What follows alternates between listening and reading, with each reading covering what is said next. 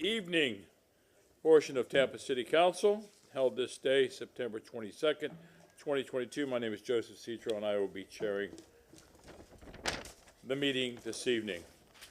Roll call, please. Carlson. Here. Vieira. Maniscalco. Hurtet. Here. Goods.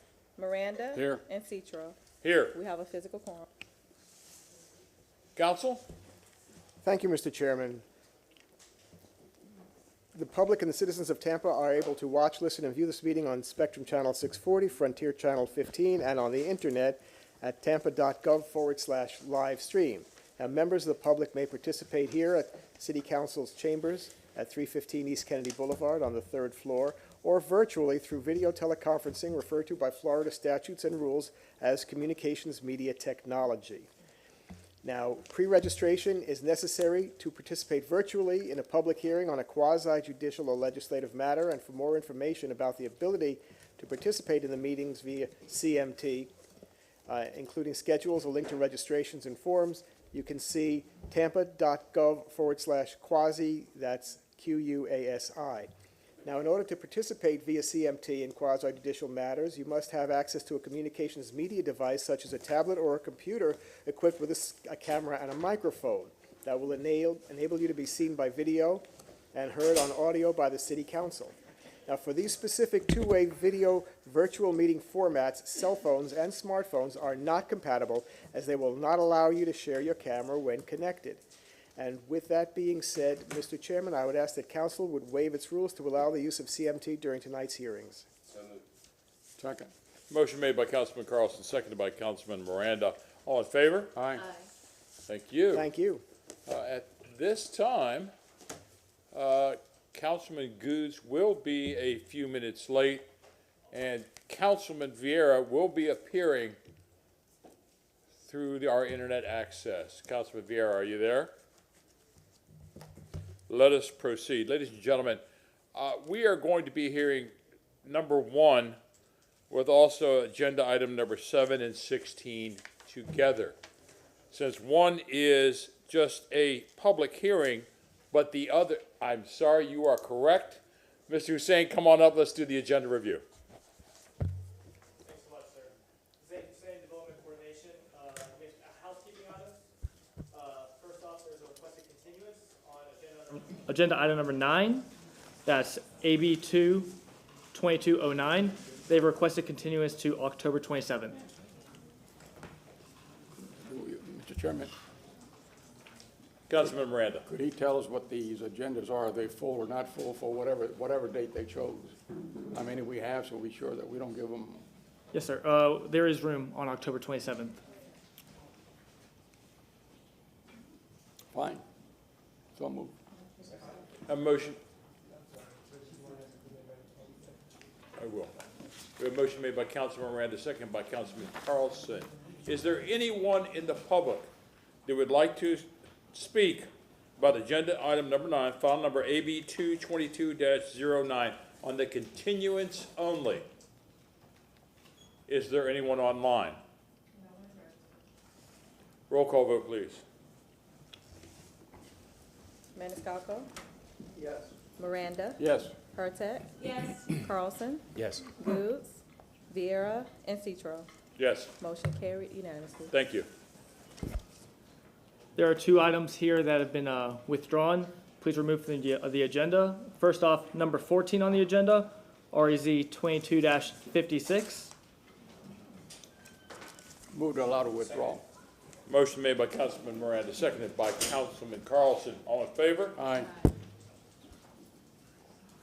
And then also, please remove from the agenda number 15, REZ 22-63. Move to allow the withdrawal. Motion made by Councilman Miranda, seconded by Councilman Carlson. All in favor? Aye. Last, there is a misnotice for agenda item number 18. That's REZ 22-80. That's just to be removed, right? Correct. Move For to allow it misnotice. to be removed. Motion made by Councilman Miranda, seconded by Councilman Maniscalco. All in favor? Aye. And then also, there are a few items here on the agenda that are related to each other. So if these could please be heard together for City Council's pleasure. First off, number 1 on the agenda would go with number 16 and number 7. So that's TACPA 22-03 is requested to go with VAC 22-16 and also REZ 22-71. Chairman, move to allow 1, 7, and 16 to go forward. Motion made by Councilman Miranda. Seconded by Councilman Maniscalco. All in favor? Aye. Another related agenda item number 2, TACPA 22-09 has been related to number 11 on the agenda, which would be REZ 22-14. Chairman, move to allow number 2 to go with number 11. Motion made by Councilman Miranda, seconded by Councilman Maniscalco. All in favor? Aye. And the last related item is number 5 and number 6, VAC 22-10, and the other number is REZ 22-42. It's a pleasure to have these Move heard to allow together. number 5 and 6 to go together. Motion made by Councilman Miranda, seconded by Councilman Carlson. All in favor? Aye. Thank you. Thank you. As I was saying earlier, we have to combine a few, some of which are public hearings, some which are quasi-judicial.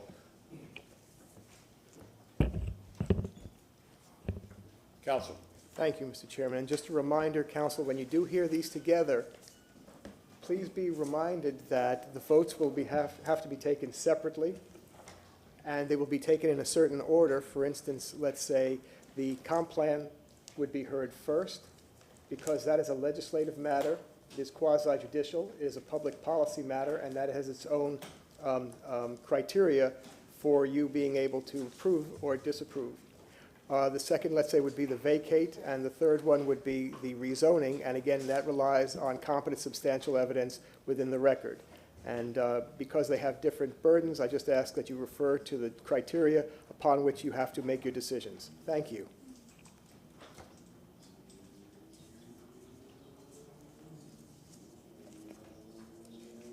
As I was saying, we have some that are public hearing, we have some that are quasi-judicial.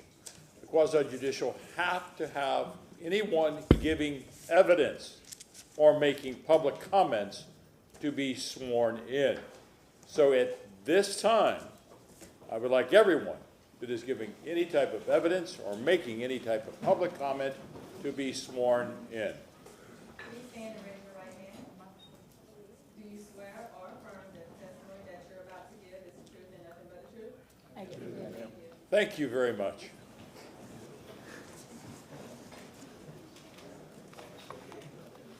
Jennifer Malone with the Planning Commission. Item number 1, correct? TACPA 2203. Councilman Carlson. I just want to, I want to disclose ex parte communication this afternoon. I received, I don't know if it's this item or maybe 7 or 16, but this afternoon I received several emails regarding a venue called House of Shadows, and I simply responded to the people to say I can't respond to you, and I copied the quasi box, but just to notify that all the parties that although it was in the quasi box late, that I did put it in just after I saw it this afternoon. It came in today. Secondly, the emails reference the Tampa Arts Alliance. I'm a founding sponsor and board member of the Tampa Arts Alliance. I made several emails mention Tampa Arts Alliance, so I made a short call to the Tampa Arts Alliance to see if they had done any advocacy regarding any real estate issues, and they said no. But the fact that I am involved with the Tampa Arts Alliance, if the applicant wants to conflict me out, they can. But I just wanted to disclose that. I have had no substantive conversations with anybody, but I just wanted to disclose I am involved with the Tampa Arts Alliance, and some folks mentioned that, although they're not involved in it. If the applicant would like me to recuse myself, I can. Otherwise, I don't see a conflict, and I don't think I would be biased in any way. Okay, well, that was going to be my question to you. Can you be fair and impartial Yes. in this case? Yes. Okay. You don't see any perceived conflict that you wish to? No. Okay, very good. Okay, the other thing, council, is a reminder that if you have any verbal communications that have yet to be disclosed, with regard to what you did, council, my understanding is that Tanya Wilcox in our office has been very diligent in making sure things are uploaded as soon as they can. Remind people that there is a deadline, and to not please use emails to communicate to City Council during a public hearing. And for those people who are online, please do not use the chat box to do anything other than to address technical issues. Please do not use those to communicate any substantive matters related to the hearings. Thank you. And if there are, again, any ex parte verbal communications, council, that you wish to disclose prior to the start of that particular hearing, please disclose with whom it happened and the sum and substance of that communication. Thank you. Chairman, just in abundance of caution, Councilman Miranda. if Mr. Carlson received those, more likely we have too, I'm not sure. But I haven't read any emails, so it makes no difference to me whether they're or not.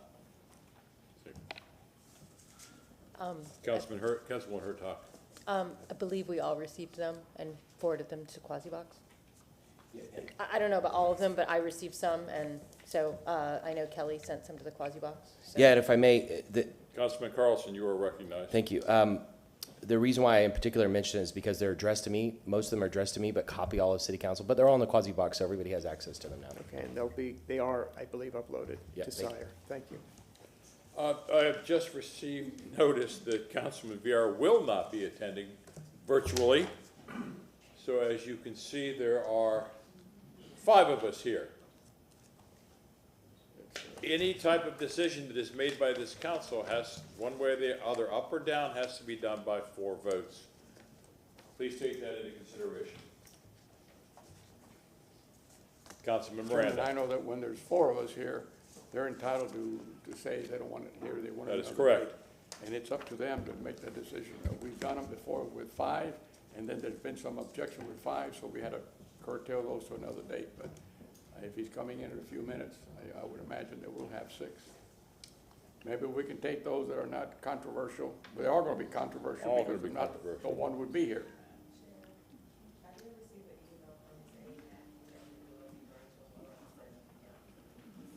Not good.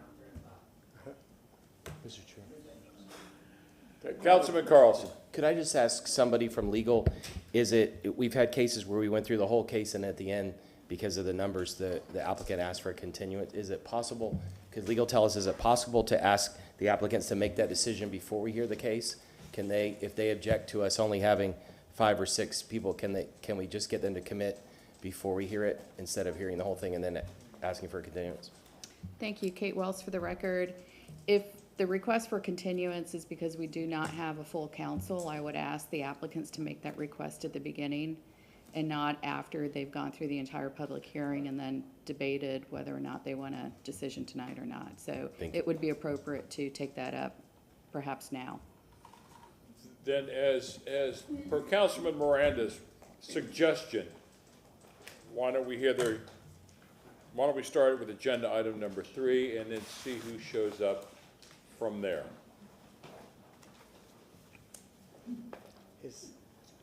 That's a suggestion. I can hear a motion or a second or no. Or unanimous consent, Yeah. without objection. Then Chairman, without objection, I just say that items that are not comprehensive plans or comprehensive plan, but the zonings are a little different because you have parties on both sides. And you do have parties on both sides in the comp plan also.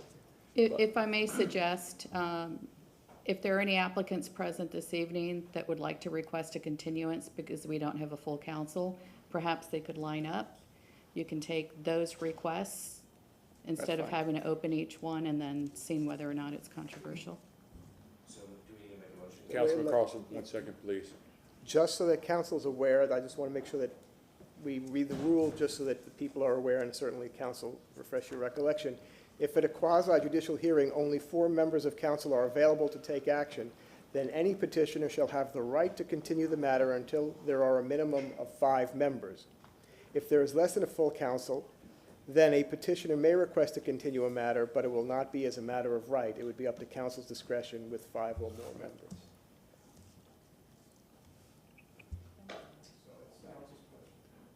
Councilman Carlson. Ms. Wells, you can tell me if you disagree with this, but I would make a motion that we ask petitioners to now tell us whether they would like a continuance, and that since it's not by right, we will grant the continuance if they request it now. Second. No. Motion made by Councilman Carlson, seconded by Councilman Miranda. All in favor? Aye. No. Motion passes. Then let us hear from the petitioner, or excuse me.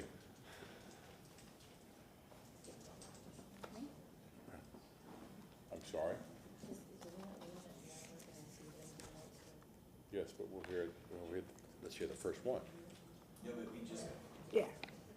We just voted to. I understand. Thank you Well, but I very, don't- thank I you don't very see much. any- but I- If there's any petitioners that feel that they're not gonna have enough votes This for is, their requests, this is a rather unusual. yes, it is. And, you know, I don't wanna get in the habit of having a discussion that would take longer than the procedure. What he's talking about, I imagine, is sets of numbers of logic. If you have 7, what are your probabilities of getting 4 votes? I guess that's where you're going. If you have 5, what are the probabilities mathematically? There you go. So that's what it's all about, in my That may be true. You're correct. And that, In other words, it's up to the petitioners to let us know. I've always, in the past, I'm not saying we have to do it. We offer the courtesy to let them, if they want to hear it with 5, we hear it with 5. At least it's public record and they can't go on and place a lawsuit or whatever.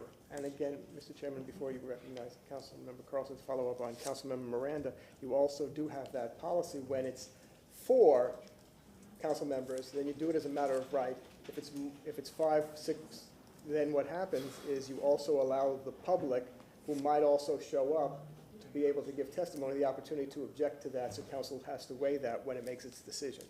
And, again, 1 second, Councilman Carlson. I just got handed a notice, it's gonna be 15 minutes. So if somebody comes up here now, where their agenda item is last on the list, they say, no, we don't want, we're going to wait until we have a full council. They walk out the door and Councilman Goods walks in. What is the reason for doing that? My recommendation, council, that is unless, these rules have been in existence for quite some time. Unless there are 4 council members present, if there are more than 4, let the hearing continue, and it's the burden of the petitioner, if they want to, ask for a continuance. I think I can solve this, Mr. Chairman.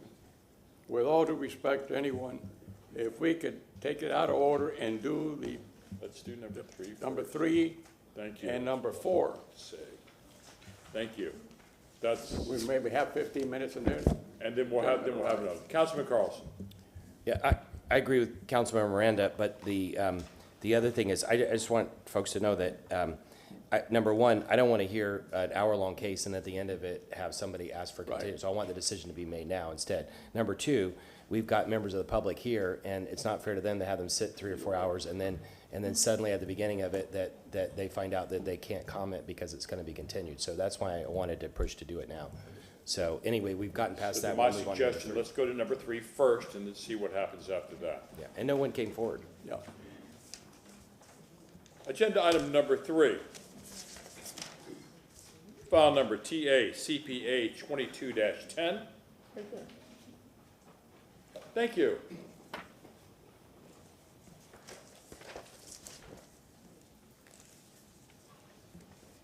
Good evening, Emily Phelan, Planning Commission staff.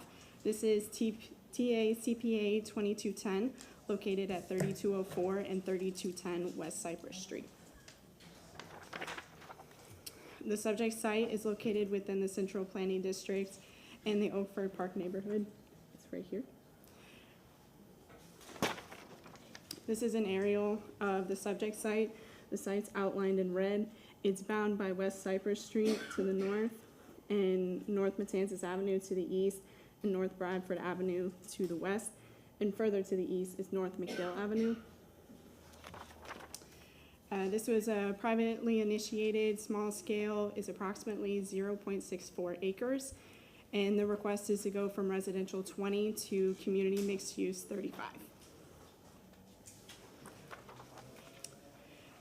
This is a photo facing east along West Cypress Street. The subject site is out of frame to the right over here.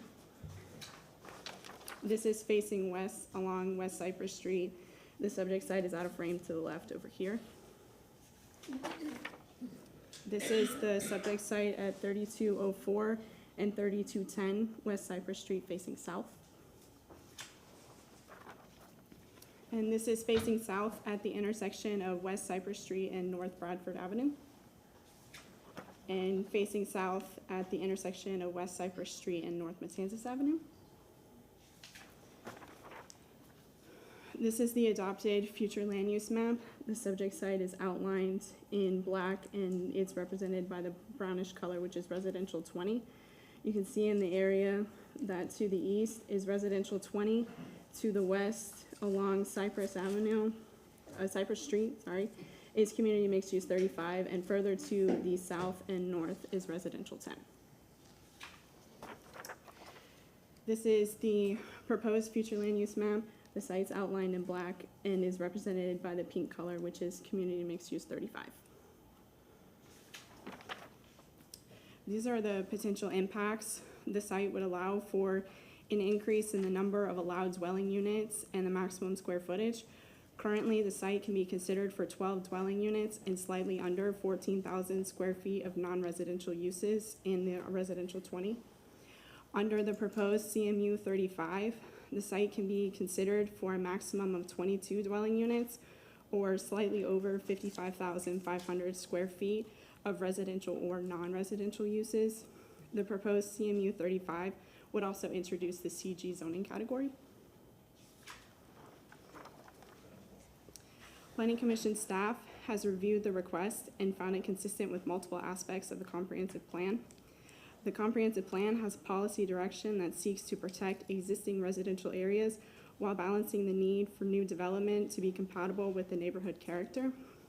Additionally, the comprehensive plan identifies the need to designate enough land for housing to meet the needs of Tampa's growing population and consider the development of mixed-use areas that can accommodate local serving commercial, employment, and entertainment uses.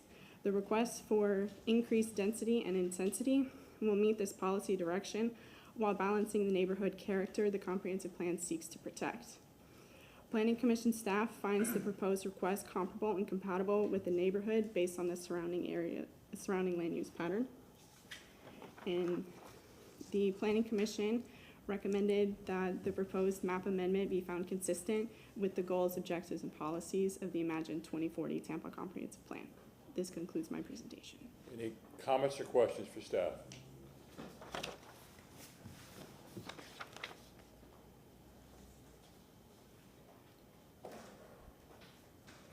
Hi there, you're the petitioner. You're muted also.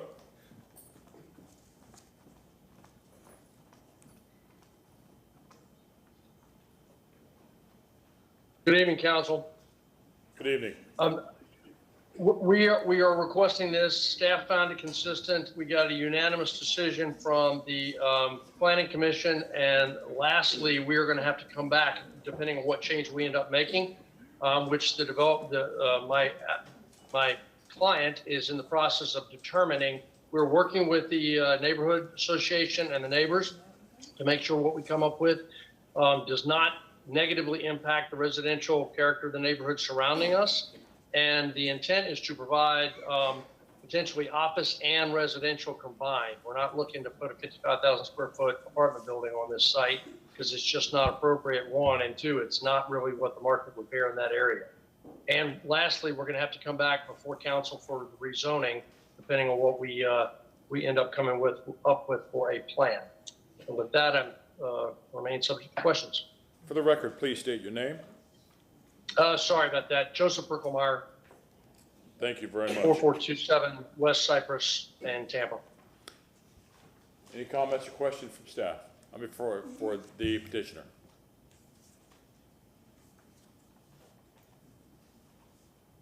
Seeing none, hearing none. Is there anyone in the audience that would like to speak to agenda item number 3, TACPA 22-10? No one is registered online.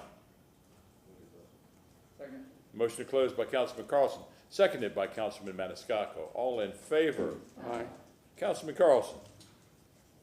Yes, thank you, sir. I'd like to move file number TACPA 22-10, ordinance being presented for first reading consideration, ordinance amending the Imagine 2040 Tampa Comprehensive Plan Future Land Use Element, Future Land Use Map for the property located at 3204 and 3210 West Cypress Street from residential 20 R20 to community mixed use 35, CMU 35, providing for repeal of all ordinances in conflict, providing for severability, providing effective date. A motion made by Councilman Carlson, seconded by Councilman Maniscalco. Roll call vote. Miranda. Hurtak. Yes. Carlson. Yes. Goods. Viera. Maniscalco. And Citro. Yes. Motion carried unanimously with Goods and Viera being absent. Second reading and adoption will be held on October 20th, 2022 at 9:30 a.m. Thank you very much. Agenda item number 4, file number TACPA 22-11.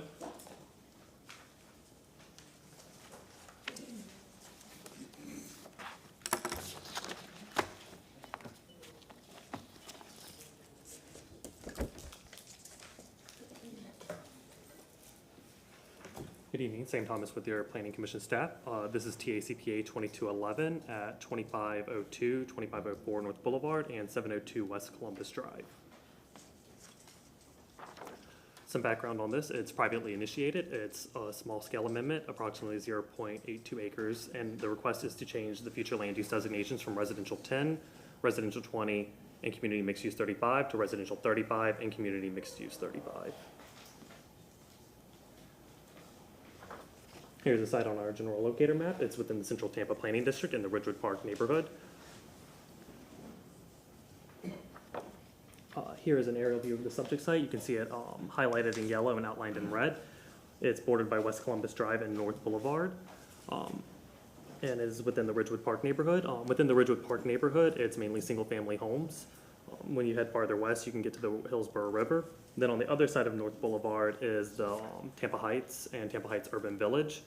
Once you cross the North Boulevard, you have a development pattern that changes a little bit to more mixed use, or not mixed use once you get south of Ross Avenue. But north of Ross Avenue, it's a mix of housing densities. You have multifamily, single family detached, and single family attached. And then just 3 blocks south of there, where West Palm is the Heights development, which you all are familiar with. This is looking north along North Boulevard. The subject site is on the left side of the frame.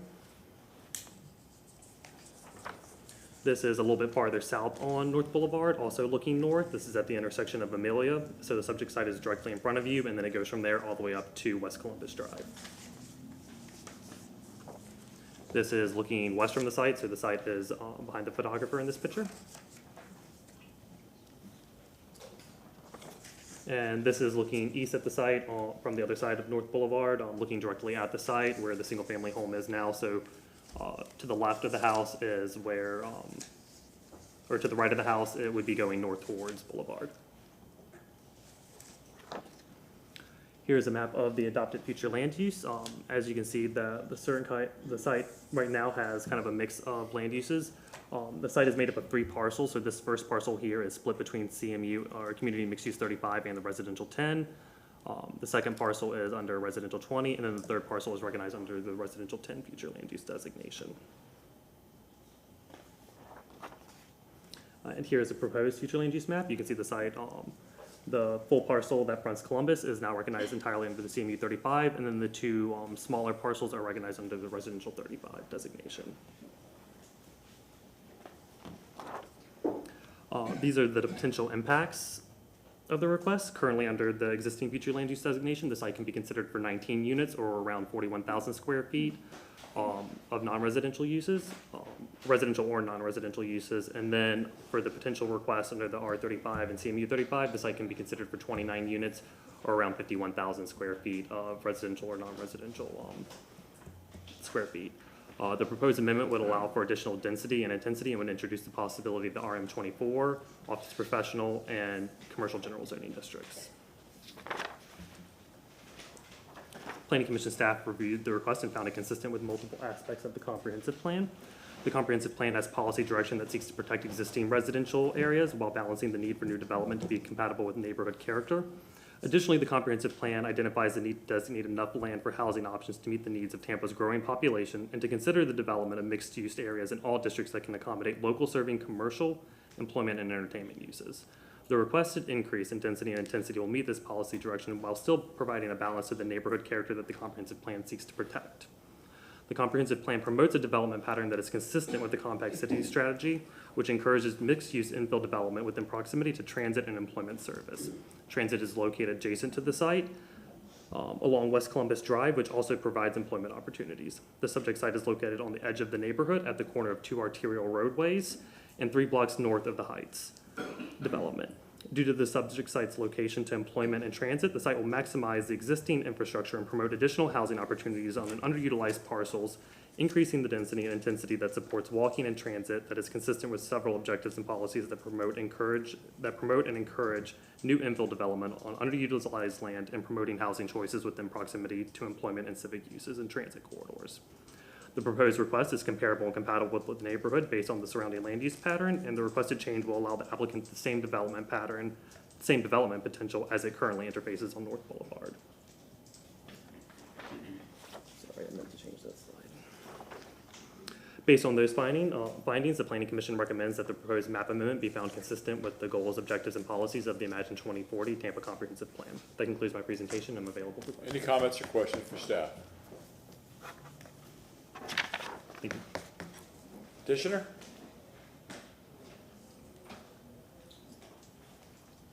Good evening. Thank you very much. Isabel Albert with HAP 1000 North Ashley Drive. I really have nothing further to add. I mean, he's done a really good job with his presentation, and I'm here if you have any questions. Is there any members of the public that wish to speak to this agenda item 4, file number TACPA 22-11? Do we have anyone online?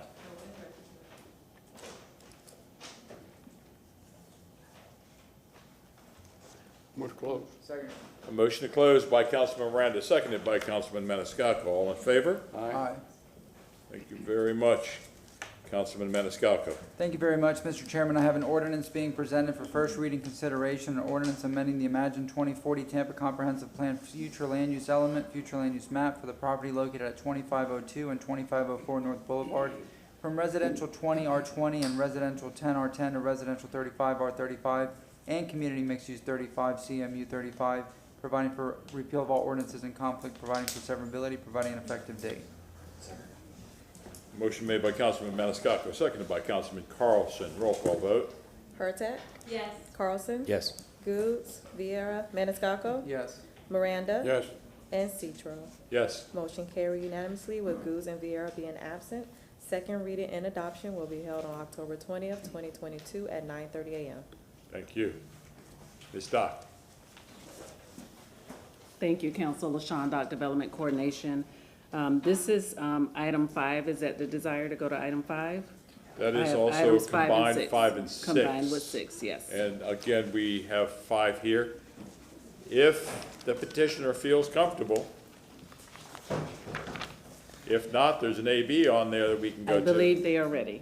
Okay then, let's hear it. Okay, thank you so much, Council. Again, LaShawn Dock, Development Coordination.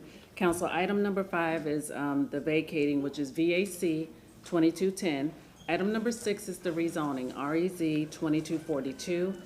This is for the applicant is Ashley Glenn Land Holdings LLC and Adam Harden, and being represented by Catherine Coyle. The request is to rezone the property from RM24 and RS50 residential single family to PD for multifamily residential and commercial uses. And just a reminder to council, just to show you, this item was before you for first reading on September 8th, and we are back today. This is a continued item, but this is the area under the request. So this is the area in the red dotted line. It is bounded by Arch Street to the north. This is North Boulevard that's on the east. This is Cash Street to the south. And Monroe Street, this actually jogs the western line. But that's the area under this request. The direction at that hearing on September 8th was for the applicant to conduct outreach, community outreach. And so I'd like to let the applicant come up and just give you a summary of what's been accomplished since that time. Since this request also has an associated vacating, we have Ross on the line. Ross Salmons is prepared to do a presentation if you like, council, or we can move to Planning Commission to give you a brief summary of what was done at first reading on the 8th. Are you okay to move forward to Planning Commission? Let's just do both. Okay. So I can turn it over to the Planning Commission to That's get there? correct. Yes, ma'am. Thank you so much, council.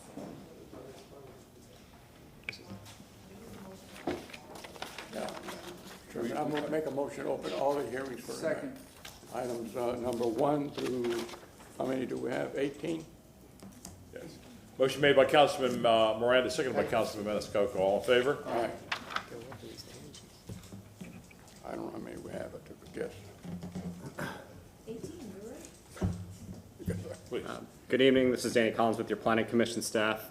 As LaShawn just stated, this was heard at your hearing on September 8th, and it was continued to tonight's hearing. There have been no changes to our report since that hearing. I do briefly just want to go over the future land use designations of the subject site. This is the subject site here. It's in the West Tampa Urban Village. The subject site is recognized under the Urban Mixed Use 60 Future Land Use Designation. That allows development up to 60 dwelling units per acre, up to a 3.25 FAR. Like I stated, there has been no revisions to our report since last hearing, but I'll be available for any questions if you have any. Any comments or any questions? Thank you.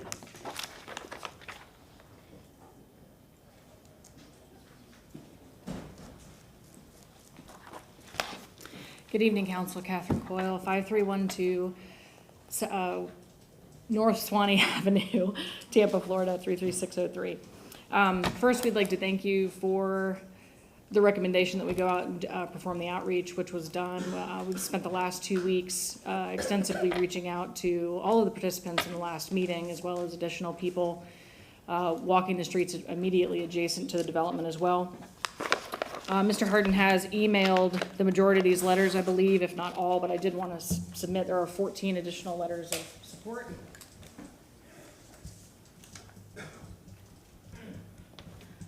Those letters include Delphine Jones, who spoke at the last meeting, representing West Riverfront Neighborhood Association, which is the most nearly affected one, which is the one we actually lie within, as well as additional residents from Oakhurst. There are 3 or 4 of them in there.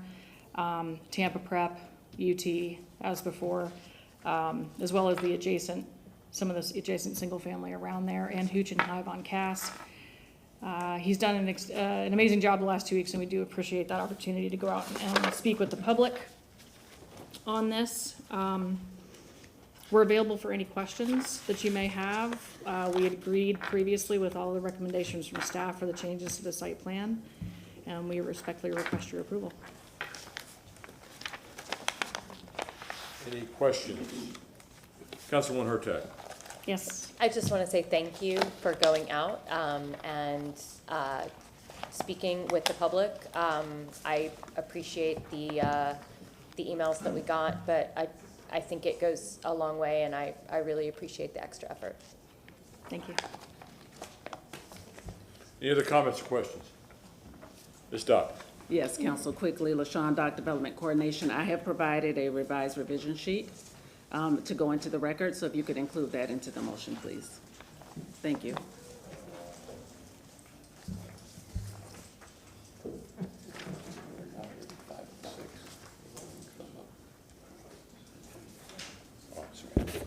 Adam Harden, 220 West 7th Avenue, here on behalf of the applicant. I had one thing I wanted to add. We had proffered a condition to require the developer to provide courtesy notice and a copy of each incremental plan to the CAC, and legal had requested that that not be actually included in the plan development, but I wanted to put on the record that that's our commitment, just as we do at the Heights, that when we file each incremental plan, that we're going to send a copy to the CRA manager and meet with the CAC to go through it with them, send them a courtesy notice. Thanks. I'm here if you have any more questions. Is there anyone in the audience who would like to speak to file number, agenda item number 5, file number VAC 22-10?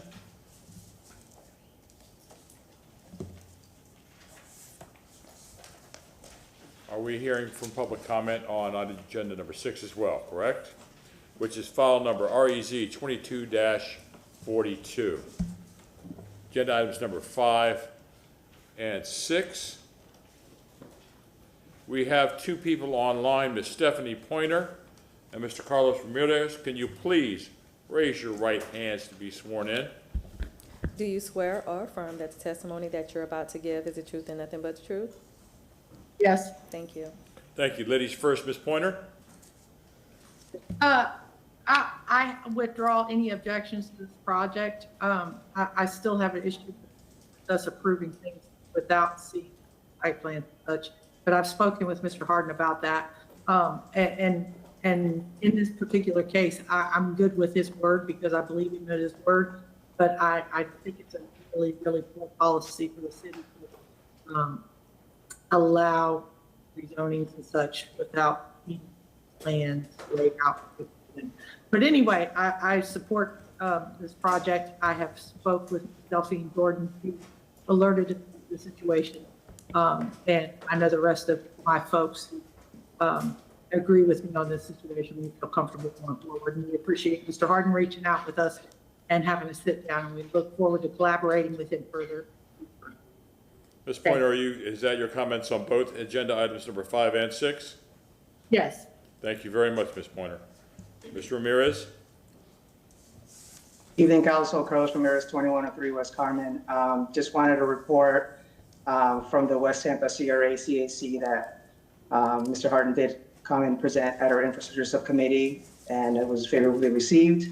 I also wanted to say on behalf of the North Hyde Park Alliance and the North Hyde Park Civic Association, we discussed it and we are now in support of the project based on the conditions that are in the plans and our conversations with Mr. Harden. Thank you. Is there anyone else in chambers who would like to make public comment to either one of these agenda items? Seeing none. Move to close. Second. Motion closed by Councilman Miranda, seconded by Councilman Maniscalco. All in favor? Aye. Thank you. Councilwoman Hurtak, can you take agenda item number 5, VAC 22-10?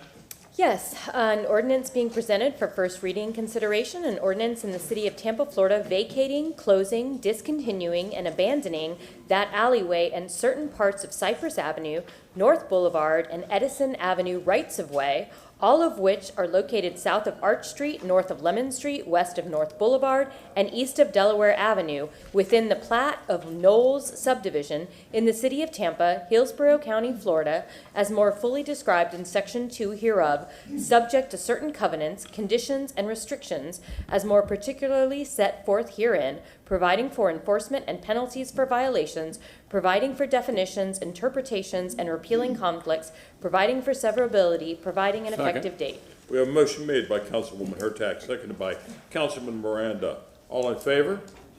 Excuse me, roll call vote. Carlson, Yes. Goods, Yes.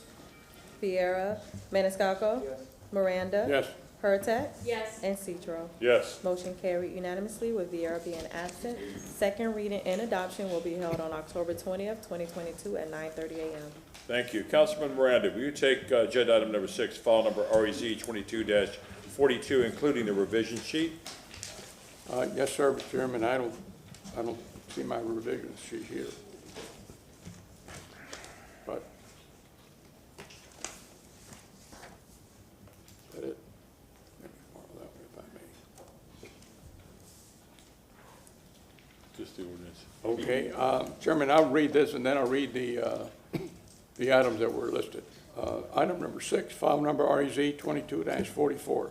Ordinance being presented for first reading consideration. An ordinance rezoning property in general vicinity of 904, 1120 North Boulevard, 909, 911, 913, and 1002 West Cypress Street, 902, 906, 912, 914 East Edison Avenue in the city of Tampa, Florida, and more particularly described in Section 1 from zoning districts classification RS50 residential single family and RM24 residential mixed use to PD plan development residential multifamily mixed use commercial, providing an effective date, along with the list of waivers. Just including the. Yeah, here it is. What I'll do is I'll read the items that I just found here stated. It meets the direction of the items set forth, and the proposed rezoning complies with land use and housing policies which seek to ensure the adequate supply of housing for Tampa's growing population and encourage providing housing through and redevelopment of vacant and underutilized sections of land. Compliance with Land Development Code, Section 127-136. Proposed development as shown on site plan promotes and encourages development that is appropriate in location, character, and compatibility with the surrounding neighborhood, Proposed use promotes an effective and sustainable land use of infrastructure. As far as the waivers, subsection number 27-139/4, the design of this proposal development is unique and therefore in need of waivers. The requested waivers would not substantially interfere or injure the rights of those other properties who should be affected by the waivers. There's where I'm at. Second. A motion made by Councilman Miranda, seconded by Councilman Maniscalco. Roll call vote. Goode, Yes. Viera, Maniscalco, Yes. Miranda, Yes. Pertek, Yes. Carlson. Yes. And Citro. Yes. Motion carried unanimously with Viera being absent. Second reading and adoption will be held on October 20th, 2022 at 9:30 a.m. Thanks for your time. Thank you. All right. At this time, we will go back to agenda item number 1 being open with item number 7 and 16 together. Councilman, or Chairman Citro, Jennifer Malone with the Planning Commission. I believe the applicant for item number 2 has a request he'd like to make to council, if it's council's pleasure, or I can go ahead and present on item number 1. It is council's pleasure. Let's hear the request. Good evening, council. Just very briefly, I have only neighbor support. I have everything, and I have a very, very long drive to the Panhandle. I had sort of made this request beforehand. I don't like making it publicly, but if we could be heard, I think it would go extremely quickly. But it's totally your pleasure. I'm sorry.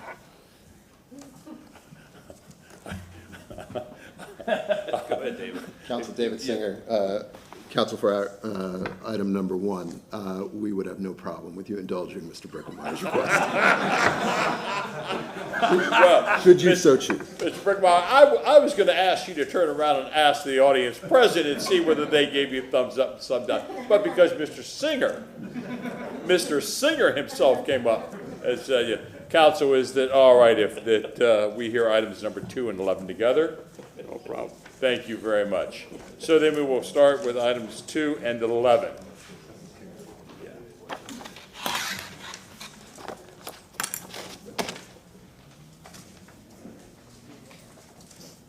This is Danny Collins again with your Planning Commission staff. This is item 2. It's Tcc Pm 2209. It's for multiple folios, generally located northeast of the intersection of West Varn Avenue and South McDill Avenue. Here's a locational map. The subject site is shown here on our map. The site is within the South Tampa Planning District. It's within the Ballast Point neighborhood. It's in the Colsi Hazard area, and it's also within the McDill Air Force flight path. It's just a mile and a half north of McDill. Here is the aerial map of the subject site and the surrounding properties. You'll see the subject site. It's shown here in yellow. It's generally northeast of the intersection of South McDill Avenue and West Varn Avenue. The surrounding development pattern is predominantly residential.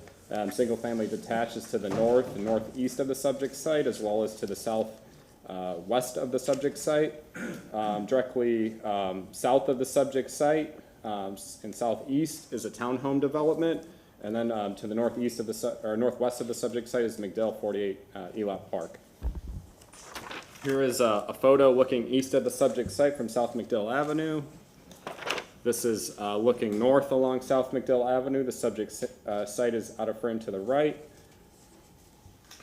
This is looking west across from the subject site. This is the detached single-family neighborhood to the west of the subject site. This is looking south along South McDill Avenue. Subject site is out of frame to the left. And this is looking at the townhome development that's situated to the south of the subject site on the east side of McDill. And then this is another image looking at the detached single-family neighborhood to the west of the site. So just a quick background, this is a privately initiated amendment. It's small scale in size. The total subject site is 1.42 acres. A majority of the subject site is recognized under the residential 20 designation, and then a small portion is recognized under the residential 10 designation. This request would recognize the entire site under the residential 10 designation, so it's actually downplanning the R20 portions to the R10. Here is the adopted future land use map. As mentioned, a majority of the subject site is recognized under the R20, and then the southeastern portion of the site is recognized under the R10. Generally, the R20 is found along the McDill corridor, There is R10 to the northeast and east of the subject site. And then south is that townhome development with the portion recognized under the R20, and then the eastern portion of that development is recognized under the R10. As we move south along McDill, we have folios recognized under the CMU 35 designation. This green line here recognize or denote the coastal hazard area. The entire site is within that coastal hazard area. This is the proposed future land use map. Again, it would recognize the entire site under the residential 10 future land use designation. So currently, under the R20 and under the R10, the subject site can be considered for 25 dwelling units or just over 29,000 square feet of non-residential development. That would be subject to locational criteria. I do want to mention that since the subject site is within the McDill Air Force flight path, the site is limited to 10 dwelling units per acre. As proposed under the R10, the subject site can be considered for 13 dwelling units or just over 21,000 square feet of non-residential development. Again, that would be subject to locational criteria. The Planning Commission staff reviewed the request and found it consistent with a number of policies in the comprehensive plan. The request would maintain the stability of single-family areas while expanding opportunities for housing choices, which was consistent with the variety of sections of the comprehensive plan. Additionally, the request is consistent with the density that's anticipated in the McDill Air Force flight path. As mentioned, development in the flight path can be considered, there's a limit of 10 dwelling units per acre. The R10 would be consistent with the density anticipated in that flight path. The comprehensive plan generally directs populations away from the coastal hazard area. This request would actually remove potential units from the coastal high hazard area. And then finally, this request would allow better utilization of the site and allow additional housing opportunities in the South Tampa Planning District. Based on those considerations, the Planning Commission recommends that the proposed map amendment be found consistent with the goals, objectives, and policies of the Imagine 2040 Tampa Comprehensive Plan. This concludes my presentation. I'm available for any questions. Any comments or questions? Thank you.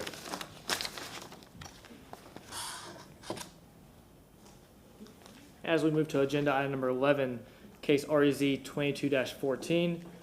This proposed rezoning from RS60 to PD residential single-family attached at the location 6522, 6524, and 6526 South McDill Avenue. Danny?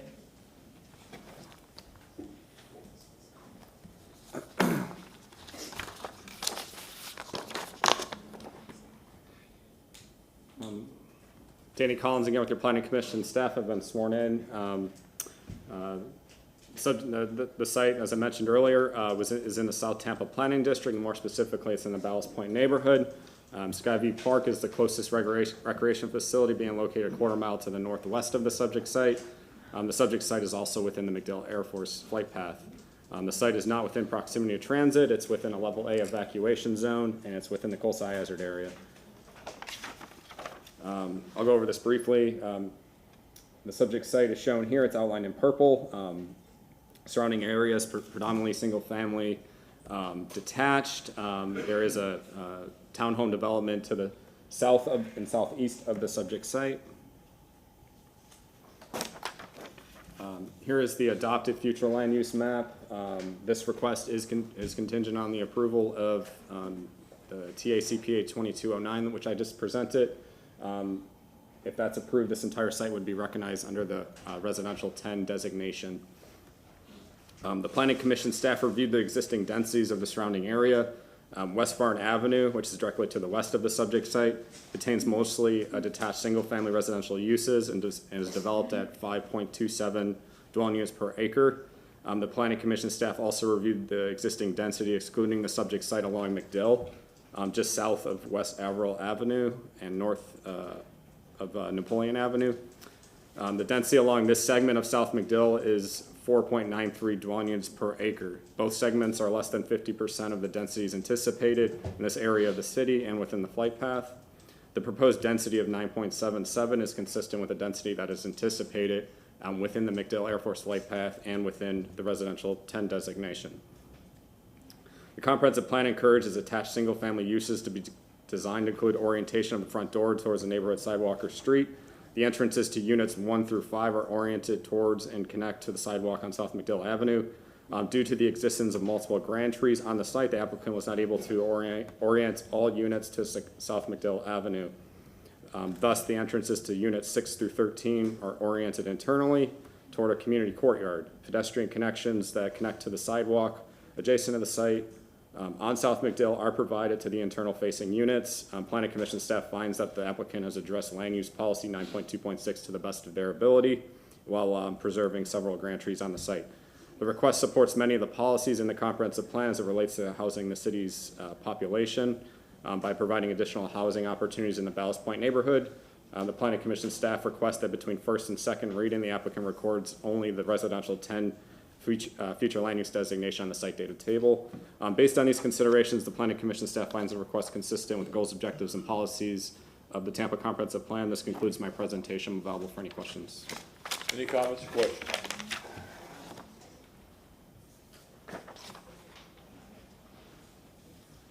Zane Hussein, Development Coordination, case REZ 22-14. I'll first go ahead and share the aerial view of the property.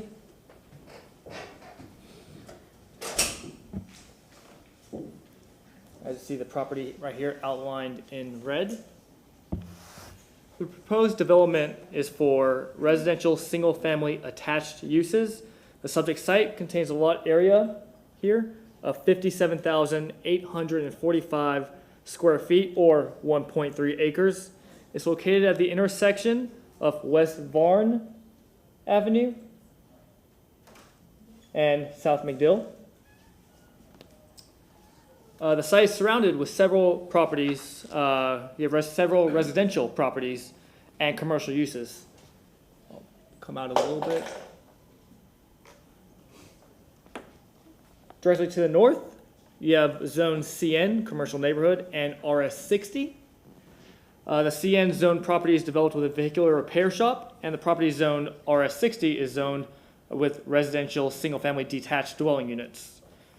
To the south of the property, right here, the property is zoned PD, and another PD and RS60. There's a residential townhome community, also known as Bay Shore Ponte Townhomes. To the west of the property, across South McDill, you'll have RS60 and RM12. These properties zoned RS60 are developed with residential single-family detached dwellings, and RM12 is developed with residential multifamily uses. Now I will share the site plan provided by the applicant.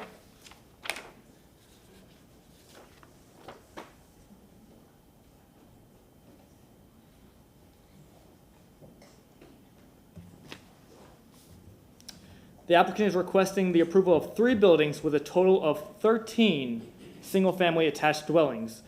The building facing South McDill Avenue has a total of 5 dwelling units. The other building is comprised of 3 dwelling units, and the third building is comprised of 5 dwelling units. Each of these face an internal courtyard. The building setbacks are west 25 feet, south 7 feet, north 7 feet, and east 20 feet. The maximum height the applicant is proposing is 40 feet. A total of 30 parking spaces are required and 30 parking spaces are being provided. Now the applicant is requesting 2 waivers.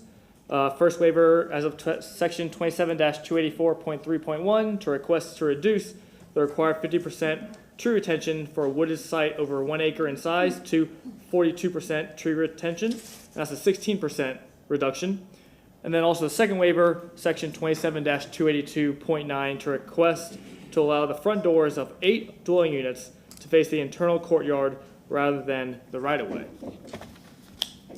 I will now share the elevations provided by the applicant.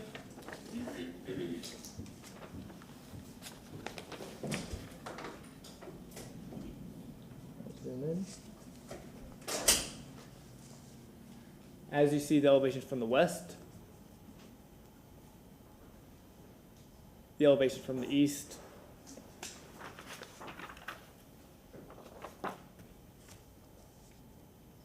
the elevations from the south, and the elevations from the north.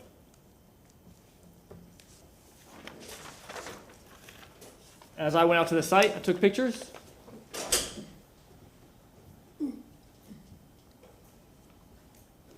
You'll see the current site as it currently is. I was across the street of South McDill.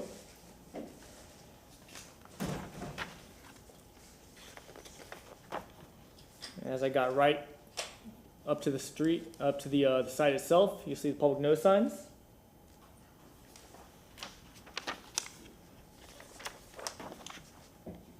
You'll see the structure on the site as is.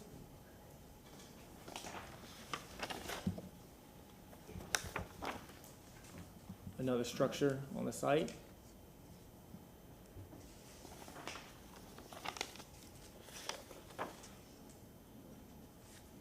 To the west, South McDill, you'll see the residential structures across the street.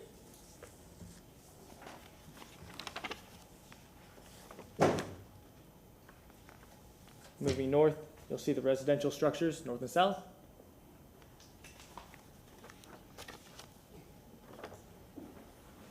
And the last picture I took, you'll see more residential structures to the south. Development Coordination has reviewed the application and finds the overall request to be consistent with the Land Development Code. Should it be council's pleasure to approve the project, the applicant must provide changes to the site plan on the revision sheet between first and second reading. I'm here for any questions. Any questions for Mr. Hussein?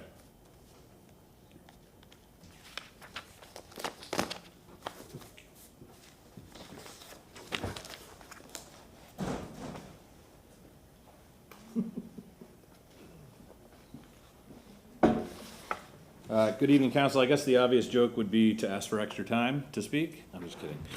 I don't really have anything to Dave, you good with that? All right. I don't have a lot to add. That was obviously pretty comprehensive. On the comp plan front, we're down planning. The reasoning for that is a little bit counterintuitive, but it actually allowed us the flexibility to move units around to save grand trees, which was of the utmost importance to our neighbors. We want to thank staff for the consistency findings. Happy to make the requested changes. We do have neighbor support. I think you heard some of them on the last meeting. We believe we meet the waiver criteria, and the team is available for questions. We do have one of those Adam Wolf fly-through things if you want to see it, but that's just if you want to see it. And we would ask for your approval. Any comments or questions? Petitioner? On agenda items number 2 and 11, file number TA CPA 22-09 or REZ 22-16. Is there anyone in chambers that would like to comment to either one of those agenda items?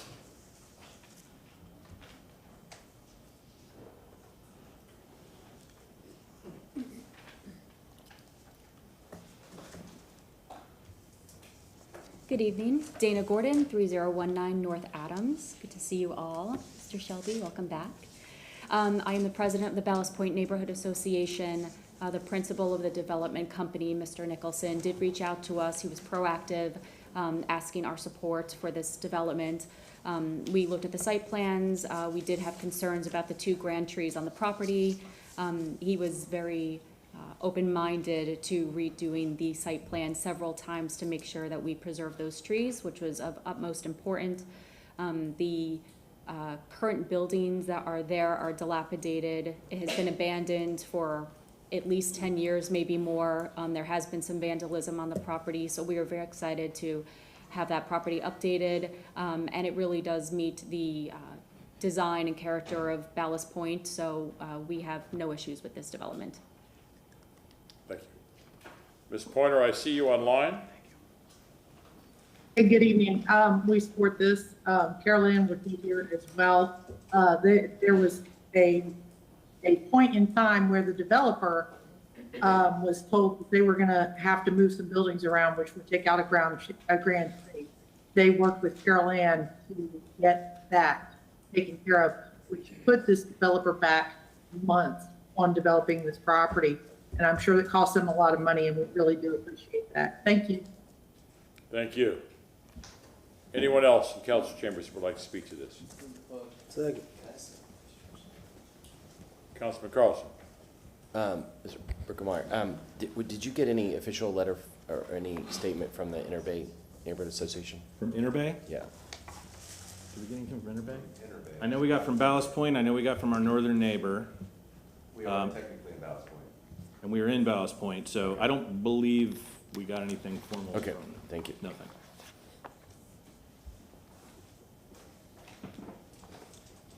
We have a motion closed by Councilman Maniscalco, seconded by Councilman Miranda. Yes. All in favor, say aye. Aye. Councilman Goose. Thank you, Mr. Chairman. File number TACPA 2209. Ordinance being presented for first reading consideration. An ordinance amending the Imagine 24 Tampa Comprehensive Plan, future land use element, future land use map for the property located at 6522, 6524, and 6526 South McDill Avenue, and the folio numbers of 136391-40 and 136392-40 from residential 20 R20 and residential 10 R10 to residential 10 R10, providing for all repeal ordinances in conflict, providing for severability, providing effective date.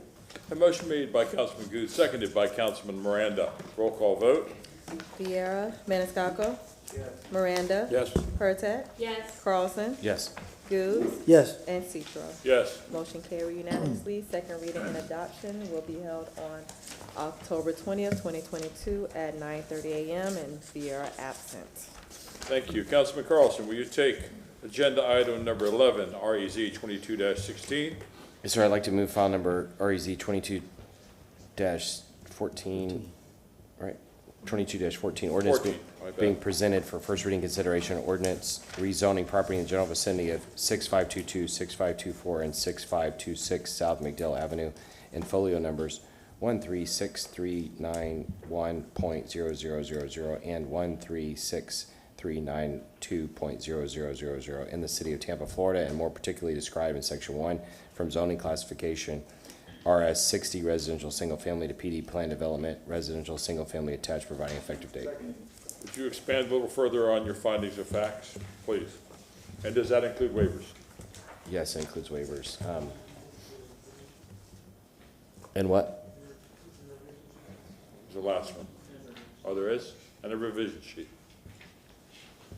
In the revision sheet. The proposed development is consistent with housing policies 1.3.1, 1.3.3, and 1.3.4, and land use policies 1.2.3 and 2.1.2, which encourage new housing on vacant and underutilized land to ensure that an adequate supply of housing is available to meet the needs of Tampa's present and future populations. The proposed development will maintain the stability of the surrounding area while expanding opportunities for housing choices in the Ballast Point neighborhood, consistent with land use policies 8.14.2, 9.5.1, and through 9.5.4. The proposed density development is consistent with the density anticipated in the residential designation of the McDill Air Force flight path as required by land use policies 8.3.1, 8.3.4, and 8.14.1. Also, the proposed development, as shown in the site plan, promotes or encourages development that is appropriate in location, character, and compatibility with the surrounding neighborhood. The design of the proposed development is unique and therefore is in need of waiver. The requested waiver will not substantially interfere with or injure the rights of others whose property would be greatly affected, and they protected Grand Oaks. We have a motion made by Councilman Carlson, seconded by Councilman Maniscalco. Roll call vote. Maniscalco. Yes. Miranda. Yes. Hurtak. Yes. Carlson. Yes. Goose. Yes. Viera and Citro. Yes. Motion carried unanimously with Viera being absent. Second reading and adoption will be held on October 20th, 2022 at 9:30 a.m. Thank you. We will now hear agenda items 1, 7, and 16.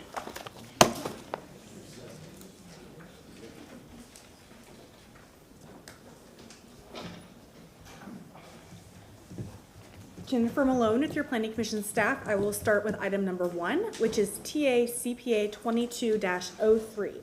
It is 7 parcels located west of North Albany Avenue, south of West North A Street, and east of Westland Avenue. It's located in the Central Tampa Planning District in the North Hyde Park neighborhood. It is also within the West Tampa CRA. I have an aerial photo for you here. As you can see, it is about 7 parcels between Westland, Albany, and north of Kennedy. And it's east of South Howard Avenue. We have a mixture of housing types. We have some townhouse development and the commercial development along Kennedy Boulevard. This is a privately initiated small-scale amendment. It is about 1.04 acres, and the request before you tonight for the plan amendment is from Community Mixed Use 35 to Urban Mixed Use 60.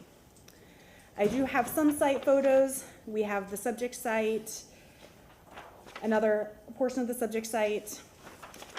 This one, I'm facing east at the corner of West North A Street in North Albany, and the subject site is behind me. So those are those townhomes located kind of across from the subject site, as one moves north of Kennedy. This is West North A Street facing west. The subject site's on the left-hand side of the photograph. And so we see we have some homes, some single-family detached homes in the area. And then this is North Westland Avenue facing south towards Kennedy Boulevard. Subject site's behind me for the plan amendment. We see we have some commercial uses on either side of that road, like the back end of these commercial uses. The dialysis and then the Jersey Mike's. I also just want to be really clear tonight, the boundary for the plan amendment is different than the boundary for the zoning that you'll be reviewing later. And so is the acreage. So this is the boundary for the plan amendment. Again, it is just these 7 parcels, and they are community mixed use 35. The urban mixed use 60 is to the south. We have more community mixed use 35 to the north, residential 20, residential 35. These were townhomes I showed on a picture a couple slides ago. Urban mixed use 60 is the predominant land use pattern across West Kennedy Boulevard. The request would take these 7 parcels to urban mixed use 60, so it would have the same future land use designation as what is to the south and what is along West Kennedy Boulevard. I also want to point out that this community mixed use 35 to the north provides that transition in land use intensity as one moves north. This would increase the impacts from about 36 dwelling units to 62 dwelling units. It would also greatly increase the amount of non-residential square footage from about 90,000 square feet to 147,000 square feet. This should actually say non-residential or residential because you can use the floor area ratio for either in both of these land use categories. It would also introduce, again, the FAR would go up from a 2 to up to a 3.25 allowed under the urban mixed use 60. It would introduce commercial intensive zoning on the subject site on the urban mixed use 60. We send this out for review as we do all of our plan amendments. In this case, the City of Tampa Planning Department did have an objection. Stephen Benson is here to answer any questions you may have about that. The West Tampa Community Redevelopment Area had no comments because this is in the West Tampa CRA. We made sure that they were in the loop on this one. This is consistent, and the Planning Commission found it consistent with several comprehensive plan objectives and policies.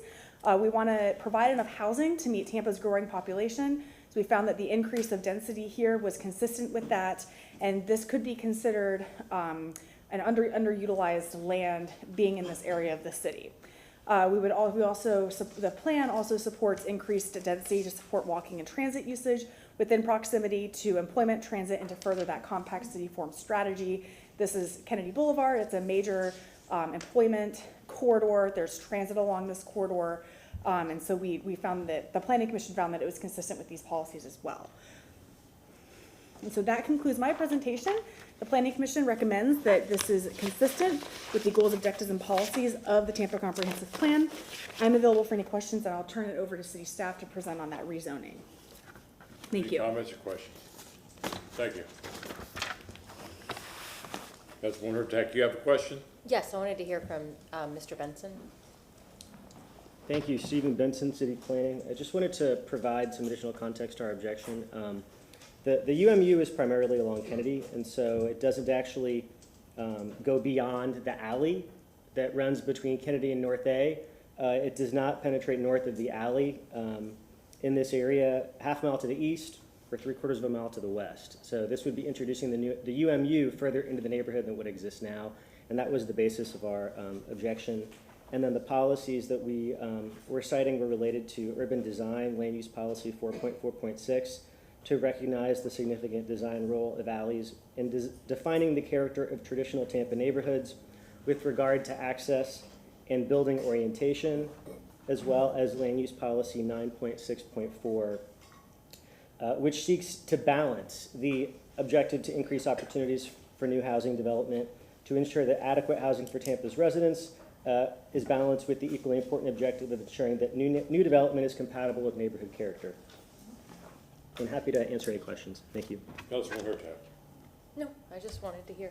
Oh, Thank you. he was going to present, okay.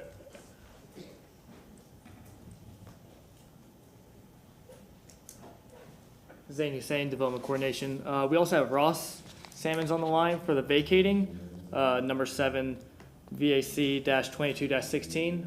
Ross, would you like to present that case? Yes, sir. Yes, thank you. I'd like to have the clerk share my screen, please.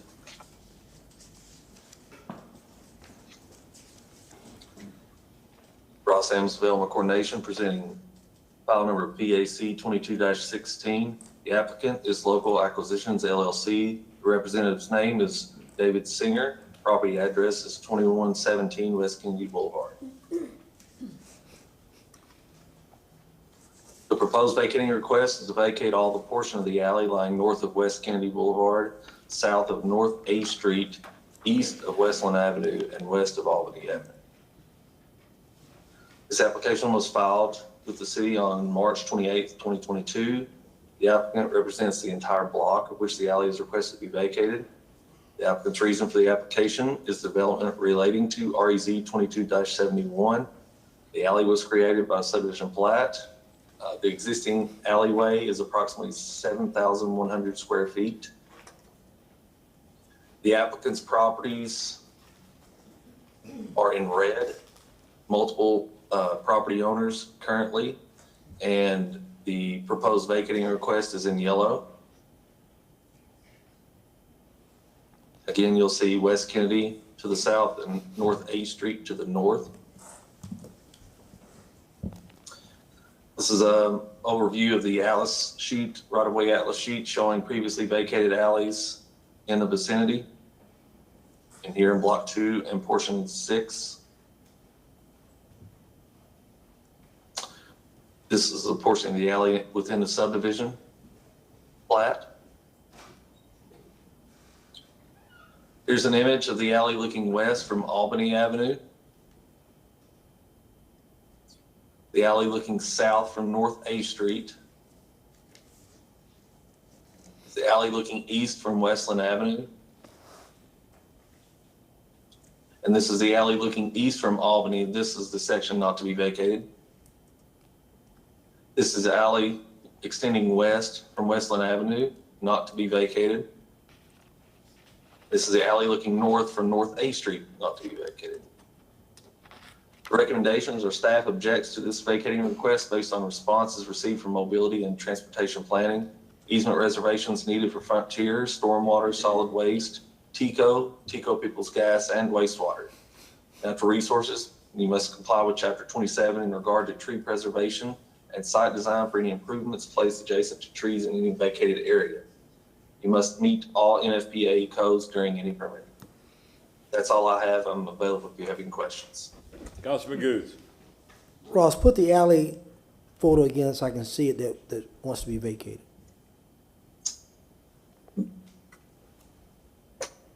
Here is the alley looking west from Albany.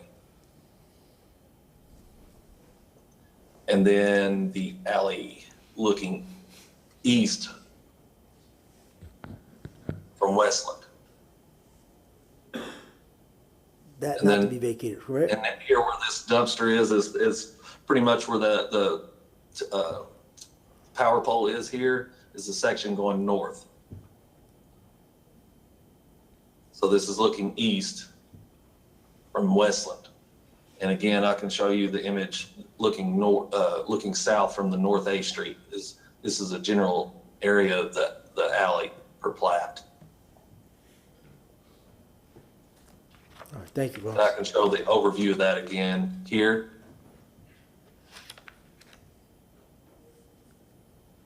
than here.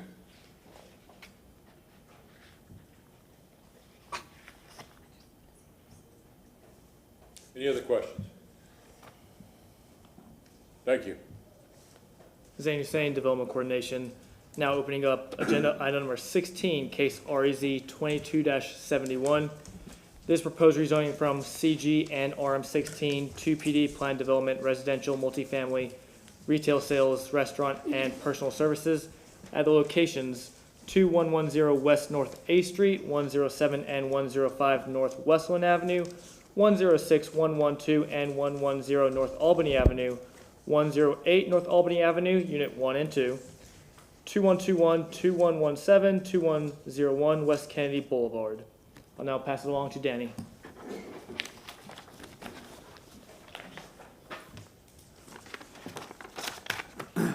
Danny Collins again with your Planning Commission staff. I've been sworn in. As mentioned, this site is within the Central Tampa Planning District and more specifically in the North Hyde Park neighborhood. It's along West Kennedy Boulevard, which is a transit emphasis corridor. The closest transit stop is located east of the subject site on Kennedy Boulevard. The stop is serviced by Route 30, connecting the subject site to downtown Tampa, the West Shore Business District, and Tampa International Airport. Subject site is within a level C evacuation. As Jennifer mentioned earlier, the northern portion of the site is what's being considered for the plan amendment. The southern portion is currently recognized under the UMU 60 future land use map or future land use designation. The subject site is shown here outlined in purple. It's just on the north side of Kennedy, south of West North A Street. There's predominantly non-residential uses along Kennedy. As you move north off the Kennedy corridor, you get into a single-family detached neighborhood to the north of North A Street. This is the adopted future land use map. If this request would be contingent on the approval of the comprehensive plan amendment. If it's approved, this entire site would be recognized under the UMU 60 future land use designation. There are CMU 35 designated parcels to the north of the subject site as well as to the west. Along Kennedy are parcels recognized under the UMU 60 future land use designation, and then directly to the northeast and east of the subject site are parcels recognized under the residential 35 future land use designation. I do want to mention the subject site is just outside of the West Tampa Urban Village, which is, I believe it's 1 block north of the subject site. The Planning Commission staff reviewed the application and found it consistent with several policies of the comprehensive plan. The applicant is utilizing floor area ratio to determine the maximum allowable residential units and is proposing just over 239,000 square feet of residential retail at an overall 2.74 FAR. Since the site is along an arterial roadway and is at least half acre in size, the site can be considered for 2.75 without the need for a bonus agreement. The intensity of the PD is consistent with the urban development pattern that is anticipated in this portion of this area of the city.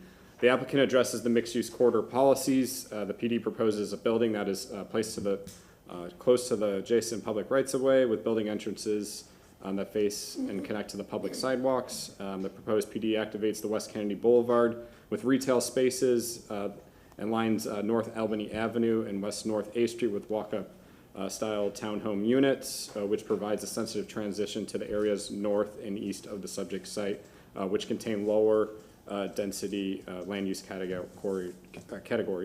The PD proposes a building that is, I'm sorry.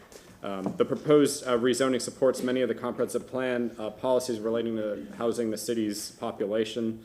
The Tampa Comprehensive Plan encourages new housing on vacant and underutilized land to ensure an adequate supply of housing is available to meet the needs of Tampa's present and future populations. The request will add additional housing within the Central Tampa Planning District. In conclusion, the request is consistent with the Compact City Form Strategy, which seeks to promote housing at densities that promote walking and transit near employment concentration, as well as residential services and amenities.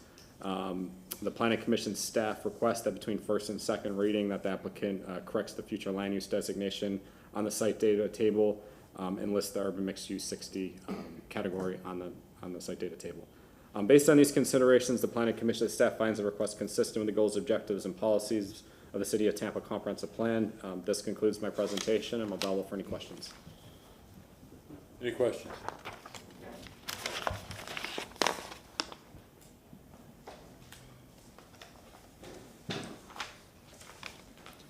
Zane Hussein, Development Coordination. First off, I will show the aerial view, overhead view of the property. As you see, the properties here in red, encompassed to the south by West Kennedy.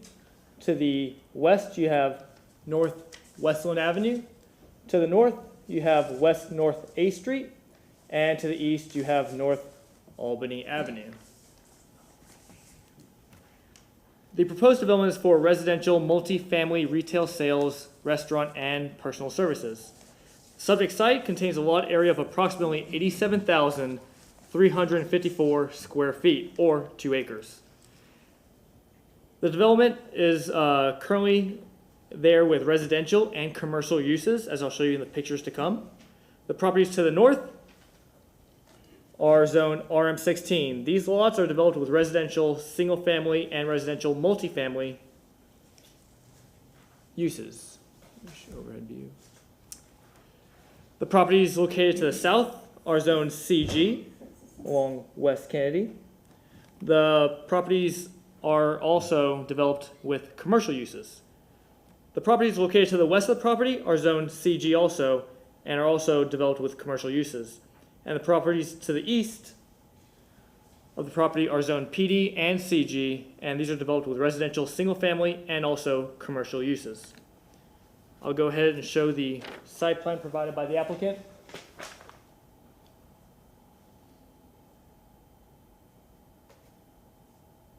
Aerial view of the property. The proposed project is for 235 residential multifamily attached units, a restaurant, and commercial retail uses. As you see, this is, as I'll show you in pictures to come, this is what's currently there. You have a Jersey Mike's sub shop, and also next to it you will have a personal services nail salon right there. The maximum height proposed is 85 feet or 8 stories. Setbacks to the west, 10 feet, north, 10 feet, east, 10 feet, and south, 5 feet. The applicant is required to have 452 parking spaces, and he is providing 348 parking spaces. This will need a waiver. Vehicular access comes off of North Westland Avenue, as you'll see here. Access and access. I'll now share the elevations provided by the applicant.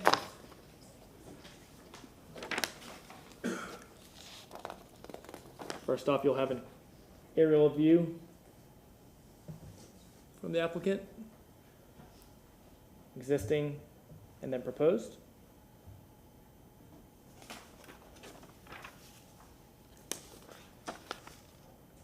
From the south elevation from the south, you have West Kennedy.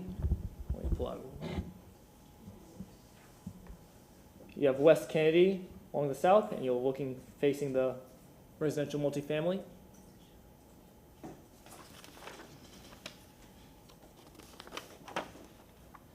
The elevations from the east, you have West Kennedy and West North A Street.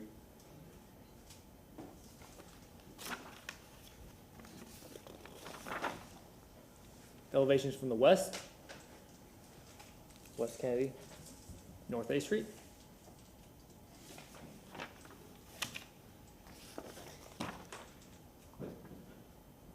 The elevations from the north,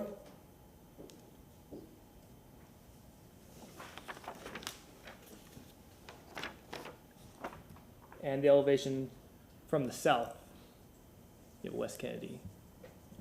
And here's the proposed development.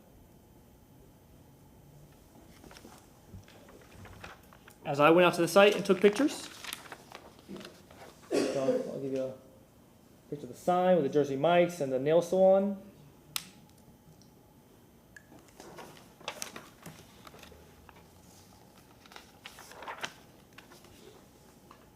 You have also elevations of the site.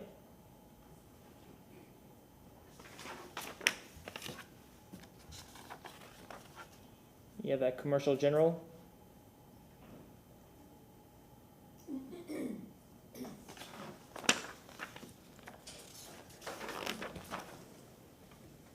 Pictures and mics as is.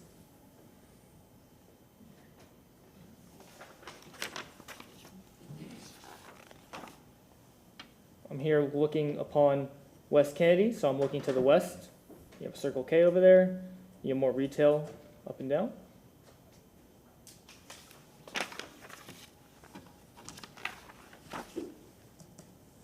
A view to the north, you'll have that West North A.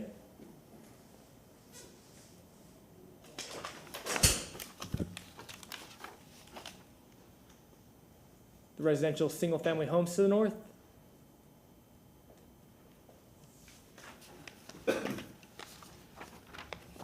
Here you're looking north to south, West Kennedy.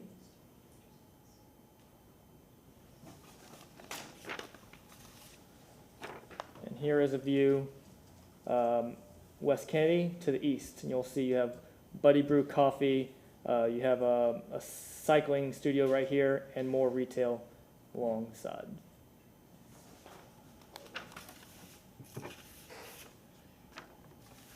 Development Coordination has reviewed the application and finds the overall request to be inconsistent with the Land Development Code. Now, the applicant is requesting 5 waivers, and I may go over these waivers really quickly. First one is to reduce the number of loading berths from 4 to 0. Second is to reduce the required parking from 452 spaces to 348, which is a 23% reduction. Third one is to request to allow access to a local street greater than 100 feet of the intersection from Kennedy Boulevard. And then the fourth is to request to remove 1 non-hazardous grand live oak. And the fifth is to request to reduce the required 40% tree retention to 0% for a non-wooded site over 1 acre. Now, Development Coordination has reviewed the overall request and finds the overall request to be inconsistent with the Land Development Code. Should it be Council's desire to choose to approve the application, the applicant must provide modifications to the site plan and the revision sheet, as per the revision sheet, between first and second reading. Thank you. Thank you. Any questions? Thank you. Thank you. Petitioner.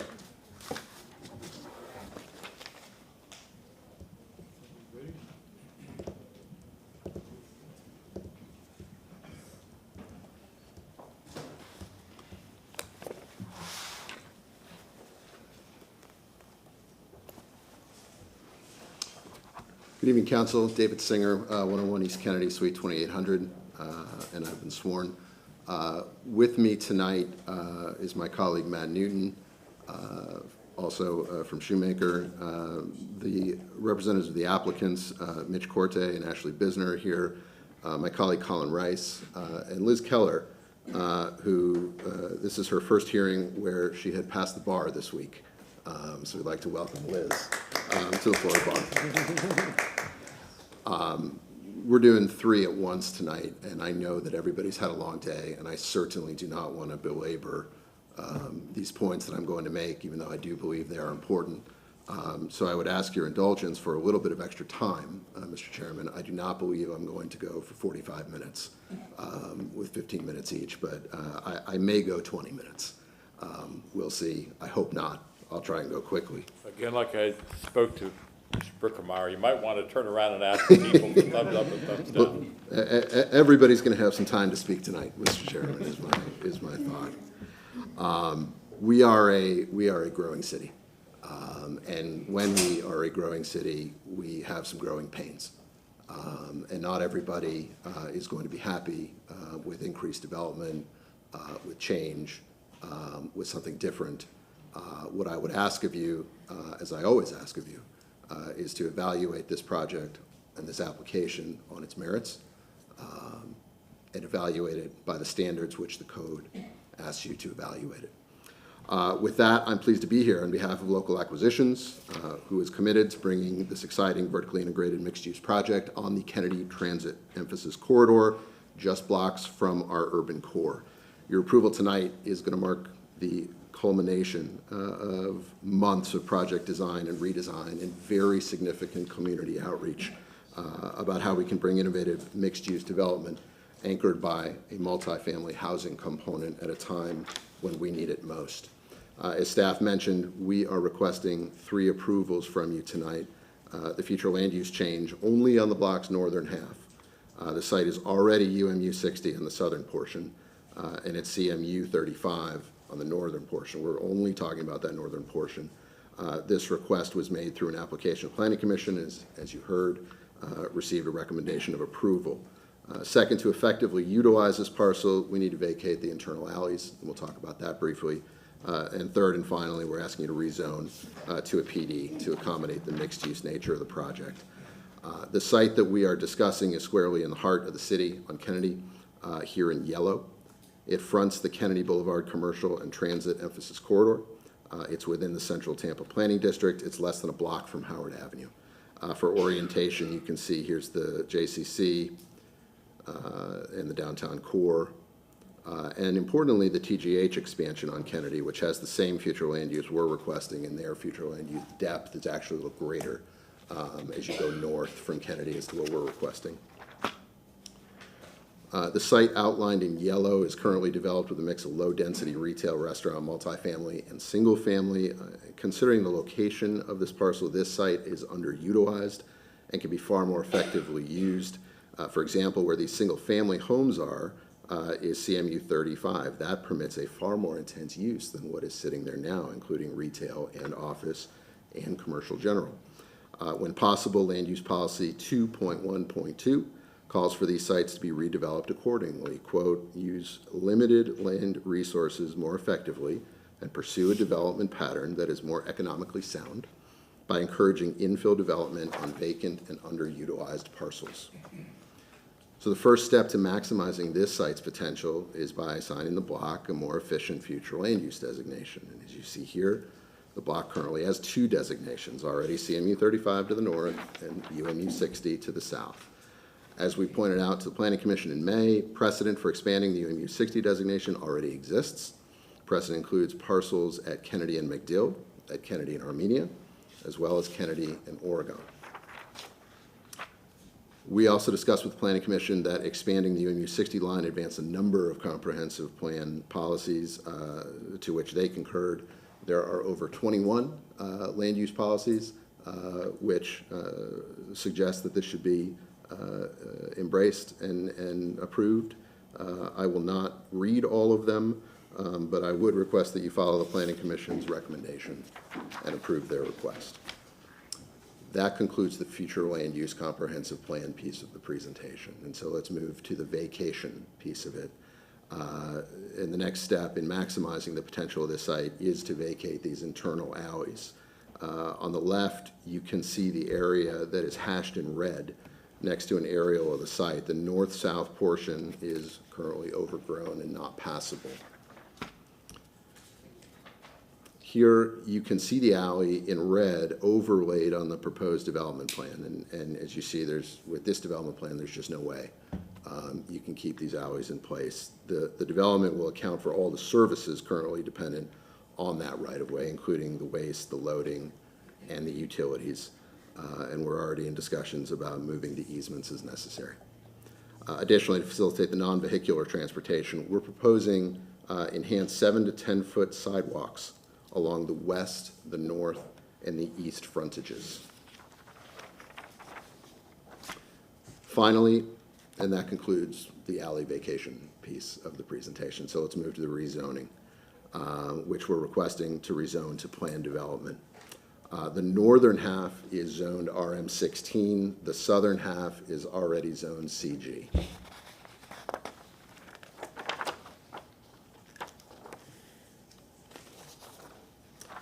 This site is surrounded by a host of community-serving uses, with office retail across the street to the east and to the south, dialysis facility and vet hospital to the west, single-family attached to the east, and single-family detached to the north.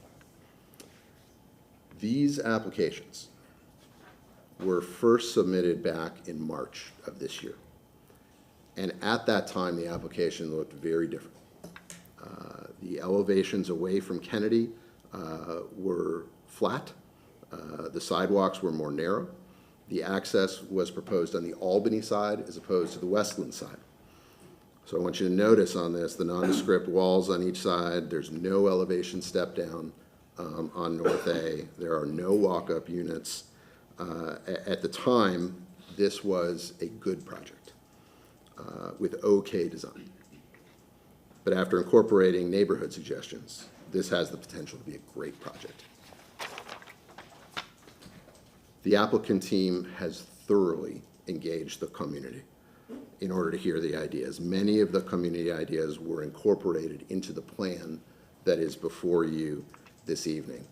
I have been doing this for quite some time, and let me tell you, I have not seen this amount of community engagement on a multifamily mixed-use development in my time in the city of Tampa.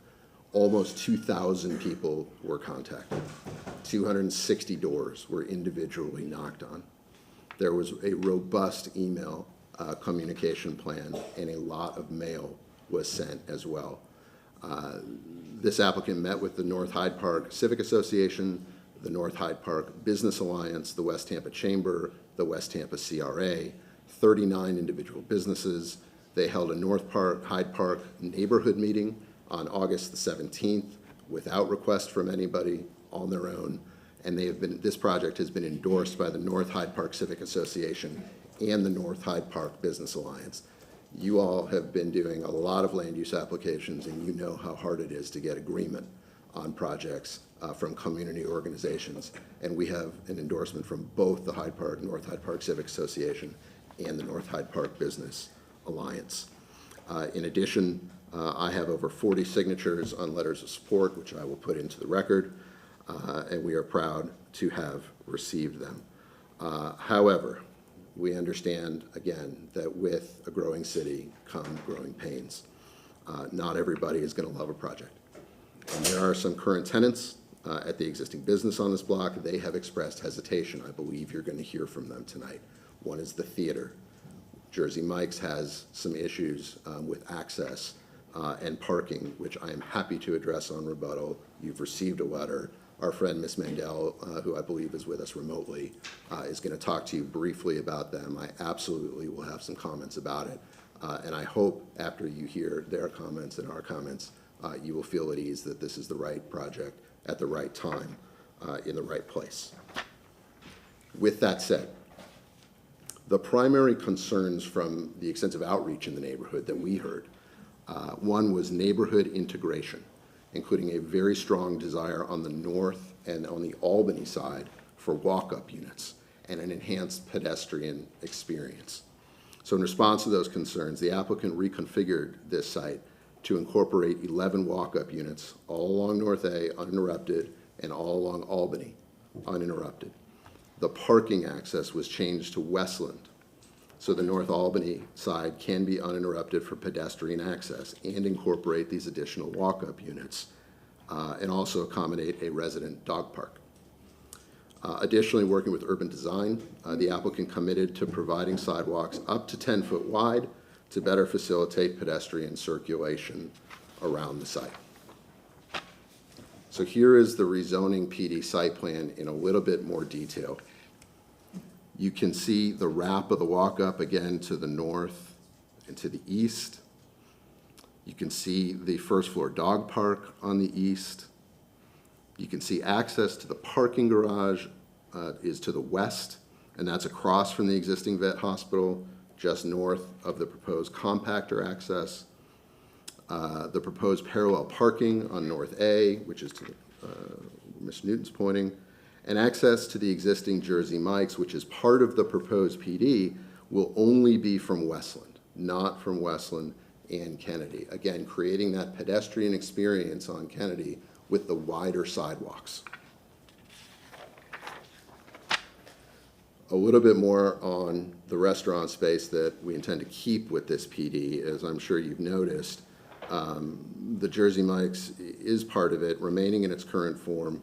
We're going to have to carefully construct around it to mitigate any inconvenience to its ongoing operations. Now, this includes giving them parking in the parking garage, loading and unloading areas behind, and grease trap maintenance. And you can see all that on the site plan. And in Ms. Mandel's letter, there was some concern about, will there be parking? Will there be access for loading and unloading? Will there be grease trap access and the ability to clean it? And the answer is, of course, yes. The applicant wants this tenant to be able to succeed. We're all on the same page there. As to the overall building itself, the applicant is tapering the building height on the north to accommodate integration into the neighborhood. The blue areas marked building below are stepped down, and the pool courtyard amenity space is actually on the 4th level of the structure, and the result is maximizing the height towards Kennedy, where it belongs, with the northern elevation featuring significant step downs and walk-up units. You want to be careful integrating, obviously, into that neighborhood that is just to the north. And that was one of the things the community was very actively concerned about, was I don't want to look at some 8-story blank brick wall.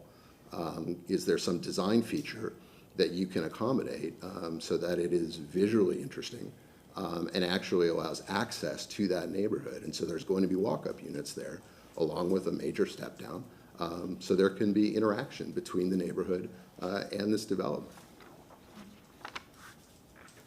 So you've seen these. These are the elevations that provide an idea of what this looks like. The top elevation is from North Kennedy facing north. So if you're at Buddy Brew across the street and you're looking across the street on top, this is what you're looking at. The bottom elevation is from North Albany facing west, and you can see that step down in height along the north.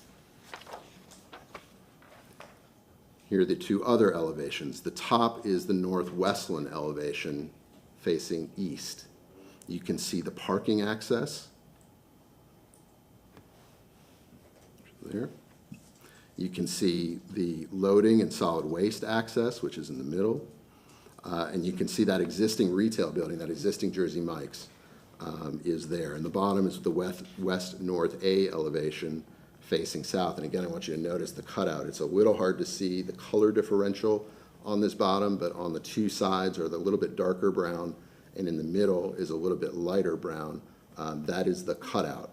So it's almost like a chair with two big sides and one bottom. As we mentioned before, the comp plan identifies Kennedy as a transit emphasis corridor, and the site is ideally situated for transit. This is precisely where we want the high-density mixed-use product. The site is a quarter mile from the central business district periphery boundary. The purple area on this slide represents a 5-minute walk, and the pink represents a 10-minute walk from the site. As you can see, this location is a short walk from numerous transit stops, daycares, grocery stores, restaurants, retail, and convenience shopping. And bus stop access to Hart Route 30, which is downtown Tampa, to the airport, is conveniently located at the corner of Kennedy and Albany.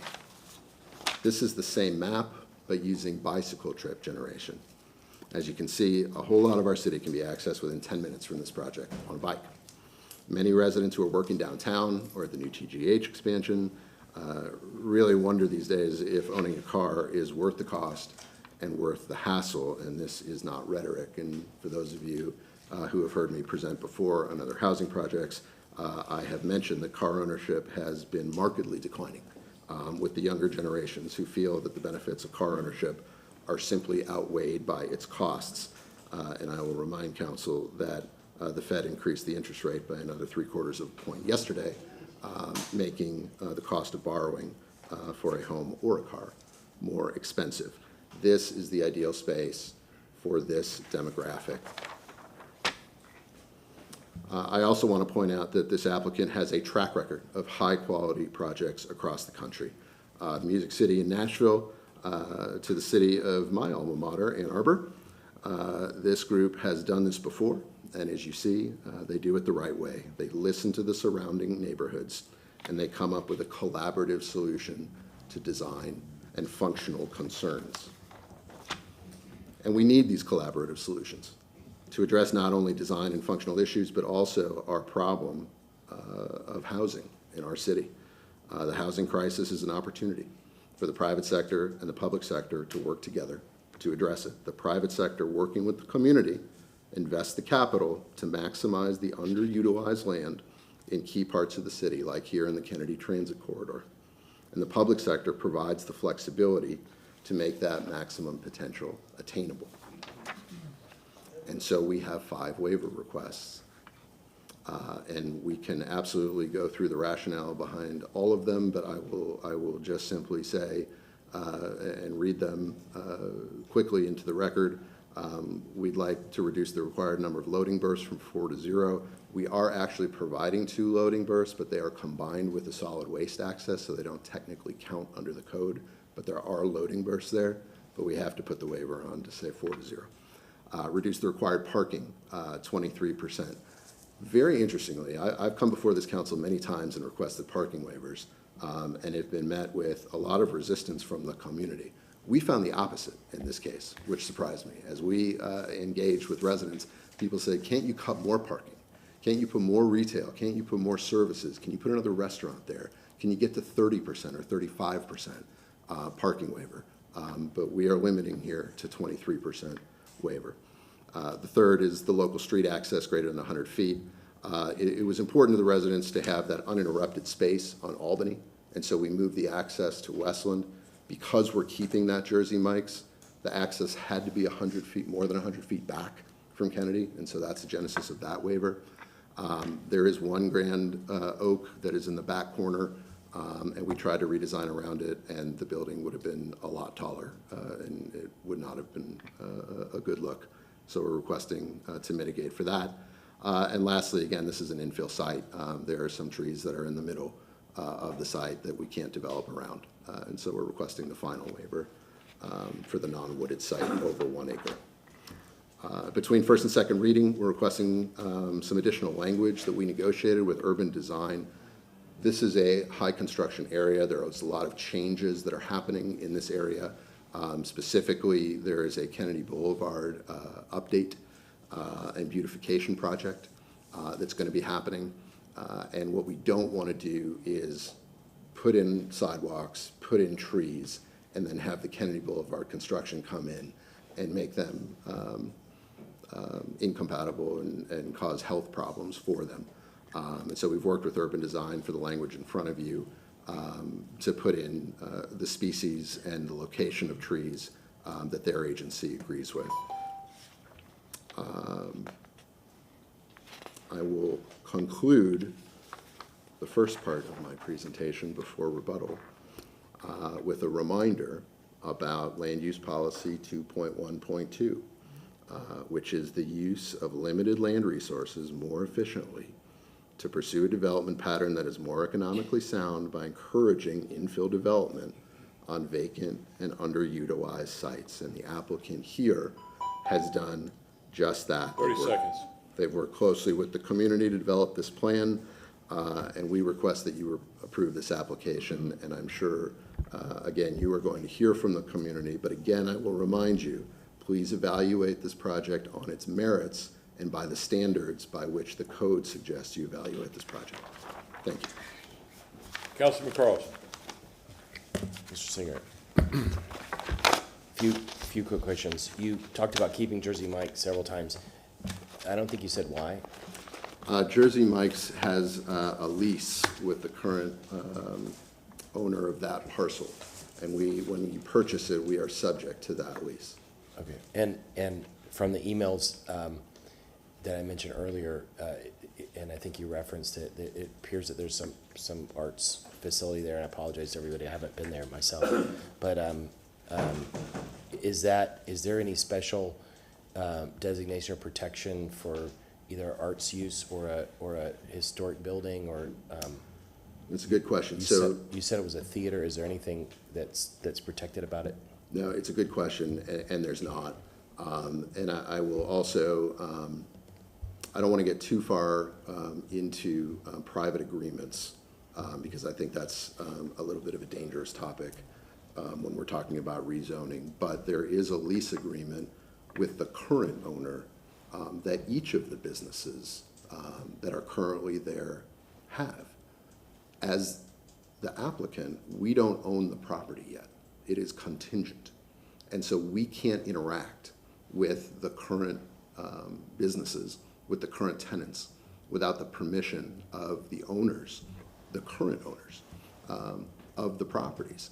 And we have not been granted that permission in all cases. Are you able to say, and legal shut me down if I can't answer it, but are you able to say what your intention is for any of them? Because it sounds like there are a bunch of people who are going to comment on it, but is there any intentional accommodation for any of them that you could? I would think that wouldn't be wise to have put into the record. It's really not relevant to your decision ultimately, based on the criteria. So I'll agree with Mr. Shelby that while it's not relevant to your criteria, I think it's fair for you to know. I have represented developers and applicants who will come in and simply say, there's a lease, the terms of the lease prevail, and whatever happens, happens. This is not one of those applicants, and I certainly cannot make any guarantees other than this applicant is absolutely open to negotiating what that retail space is going to look like and who the tenants are on the ground floor. There's nobody that signed up, and they are open to the arts and to existing businesses re-upping after the construction. Could you just, for the sake of folks watching, could you tell us, and Ms. Wells could weigh in or just nod, but could you tell us what rights or lack of rights City Council has to define who your tenants will be? I will let city staff give you the bulk of the answer to that, but I would say City Council does not have the right to get in between private agreements between landlords and tenants. As much as we would all like to keep certain businesses or not keep certain businesses when a rezoning happens, it's not part of the criteria that you can consider. And could you maybe explain for for everyone also what are you entitled to do by right now? I mean, first of all, you could change the tenants if you wanted, but what are you entitled? You are entitled to make changes to the buildings or put new buildings in, right? Could you just maybe, sorry if you're not prepared to answer the question. No, it's a good question. Maybe just tell us what you're entitled by right to do now. If we said no, what can you do? So the applicant isn't entitled to do anything until they own the property. But once they own the property, there are a few things they can do. And one is anything that is allowed under the CG designation, the current designation, and the UMU 60, which already exists on Kennedy, which is high-density commercial general zoning. The applicant could wait until the end of the leases, because they take property subject to the leases, and not renew, and change and build and redevelop as long as it fits within the zoning criteria that is on the site. And that's true with any applicant. That's true with any development. Anything that comes before you, as you see here, it's commercial general. And once they own it, they can put commercial general uses once people's leases expire. Councilman Magoo's. Good afternoon, evening, Mr. Singer. Good seeing you. Good evening. Good to see you, sir. Could you put up that photo of the building, the picture of the building? Sure. You said a couple of key buzzwords to me. Yes, sir. Give me the frontage of the building.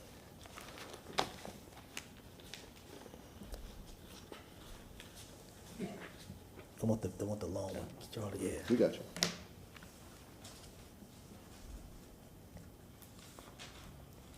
There's one more, the main one. Matt, I know you got it coming. The one with a nice design, a nice, gives me I the think that full. was the last one. Yeah, the last one. This was the last slide of our presentation and kind of the overall rendering, and the same one that you saw from staff's presentation. You made a couple of points in your presentation. You showed about rental crisis. You talked about attainability. Then you said mixed use. So for me, those are buzzwords for me. And we got retail and we have housing. Mm-hmm. So in all fairness, when you use those words, are we saying this is going to be available to all levels of income, this whole property here, or are we just a certain market rate here? So there was a discussion about whether or not this should be affordable housing, not affordable housing, some affordable housing. The applicant decided not to engage in that discussion on the housing component.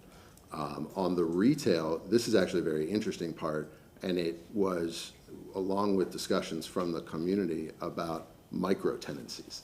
That's a big part of what we heard about from the community is we want local businesses, we want smaller footprints so that the rents are attainable for emerging businesses. This applicant is open to that. Now, we can't sit here and commit to, we're gonna have this tenant, we're gonna have that tenant, but I will tell you, from what we heard from the community, that is of significant interest. And this applicant wants to be here for a while, wants to engage with the community. I think they've proven that. And so we would ask for your trust and the community's trust, that they're gonna open themselves to negotiations with all levels of businesses, from existing to new to emerging. Well, I appreciate you being able to comment on that, but and businesses are key, because that's a major quarter for businesses, but I'm a housing guy as well, so that's why I have to ask that question. Yes, sir. Thank you. Councilman Miranda. Thank you much. Mr. Singer, you mentioned that you have two loading berths, which essence are the same loading berth for solid waste, am I correct? Yes, sir. So then, I would assume, and I'm not an expert in either one of them, but I would assume that the loading berth for solid waste, they have the long containers in there and it dumped in? Yes, sir. So if you have two of them waste bins at the same time, how are you gonna load and unload? So there has to be scheduling. And this is what the developer and the applicant have done in city after city, is coordinate with solid waste and coordinate with people who are looking to use the loading berth. I understand that, but if you have how many units? 200? 235. Whatever it is, 235. It's hard to coordinate with them. At what time they gotta, because the city ain't gonna be pulling out them berths just to get 2 or 3 people to get in. No, I understand. I would imagine. And I'm not against the project, I'm just telling you what I think could happen, that you're gonna have a backup of people with pickup trucks or whatever they wanna bring in and say, how do I get in? And you got 2 containers. Yeah, listen, above my pay grade, but with any large-scale development, there is going to have to be coordination. There's going to have to be coordination. And then the second, and I know you talked about casually the 23% in parking. We make a lot of assumptions in the future about parking, but I haven't seen anybody yet turning their keys for the cars.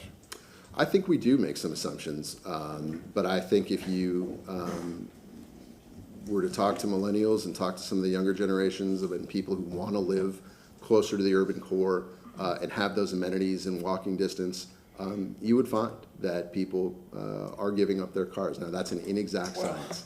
And I'm not arguing the point. I've got 8 of them millennials, and 8 of them have cars. And I'm not here, I'm just telling you what I see. When I was in my era, I had 10 friends, and maybe 1 had a car. And maybe we were the originator of the new millennial that came later. I don't know, it's confusing. Because I hear all these things, especially in downtown, oh, we don't need this, we don't need that. But I haven't seen anybody deposit any keys. No, and I'm not against the project, I'm speaking in general terms of what I see in life, the reality of life.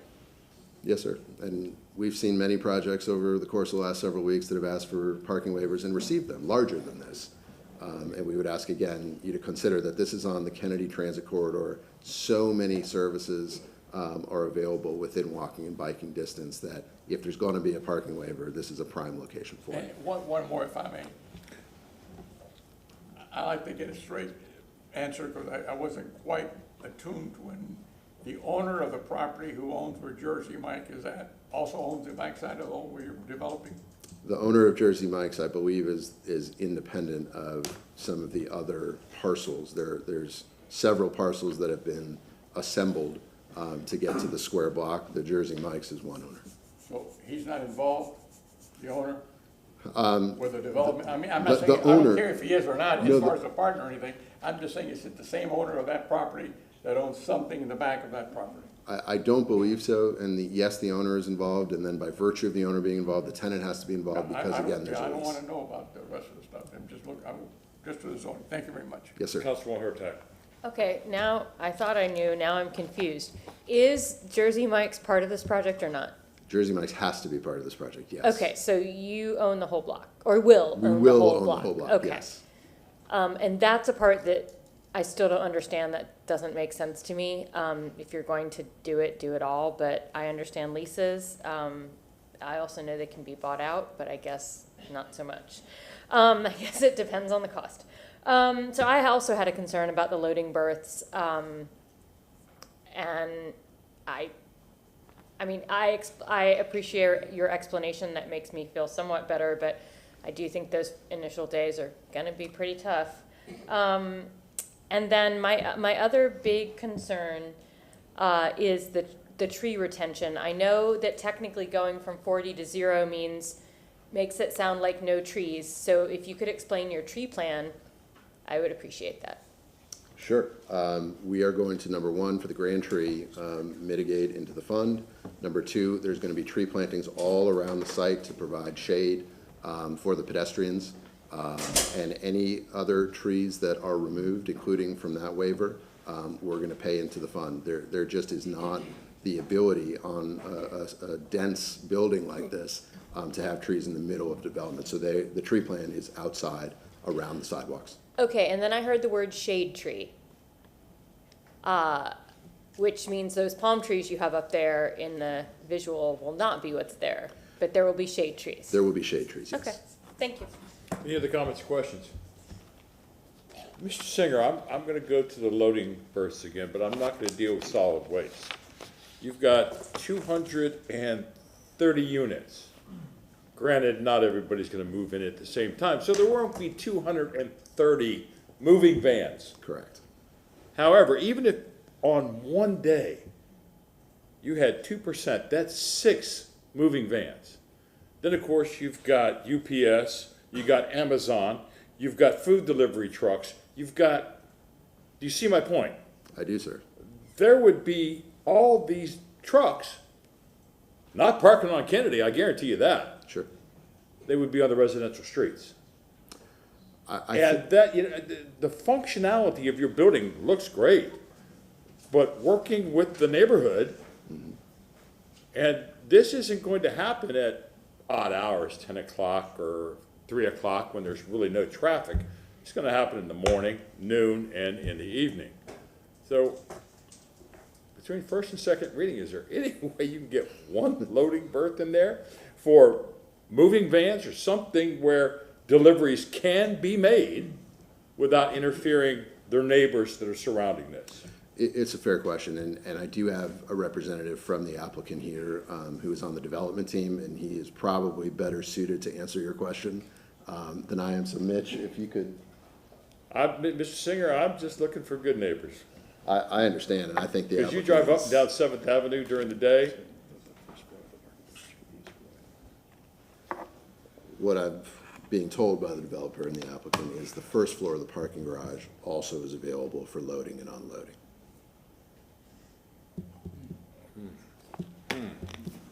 This is an on-the-fly. Is there elevators with, I'm just asking, I'm throwing it out to the universe. Is there elevators within that area that can, is there access to the retail stores for these trucks to come? There Is there are. access to? There are, and again, I think it would be best to hear directly from the applicant. Mitch, if you want to come up just for a minute to talk about loading berths. Yeah, do I need to say my address? Say your name. Okay, Mitch Cordy, 3000 Locust, St. Louis, Missouri. So, You have been sworn in? Yes, I have. Yeah. Okay, so just to back up a little bit, I know you didn't want to talk specifically about solid waste, but I'll give a little bit more insight there. So we have a couple different sections here. This is actually a trash room. So the trash will be handled here. All of the floors will have trash chutes. So the trash will come down into this room that has a couple compactors.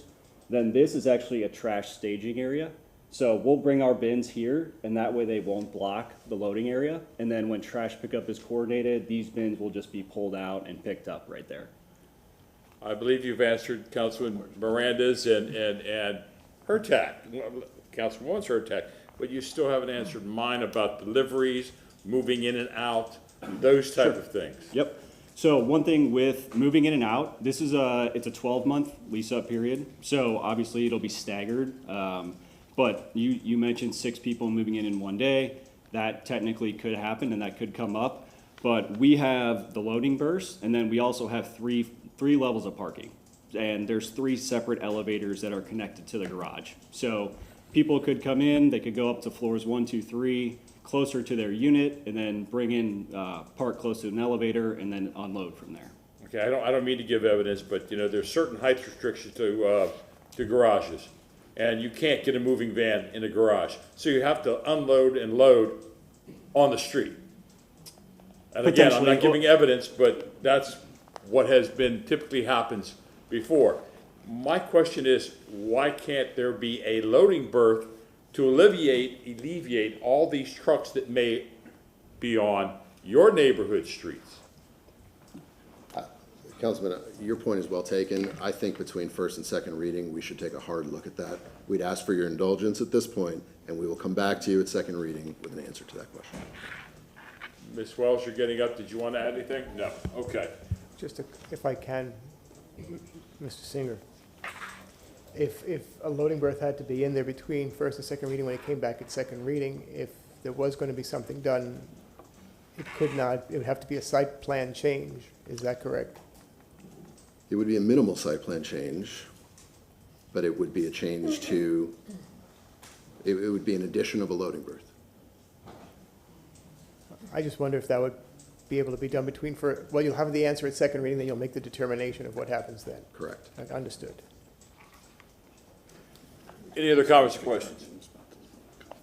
Seeing none. Is there anyone in chambers? Excuse me, Mr. Hussein.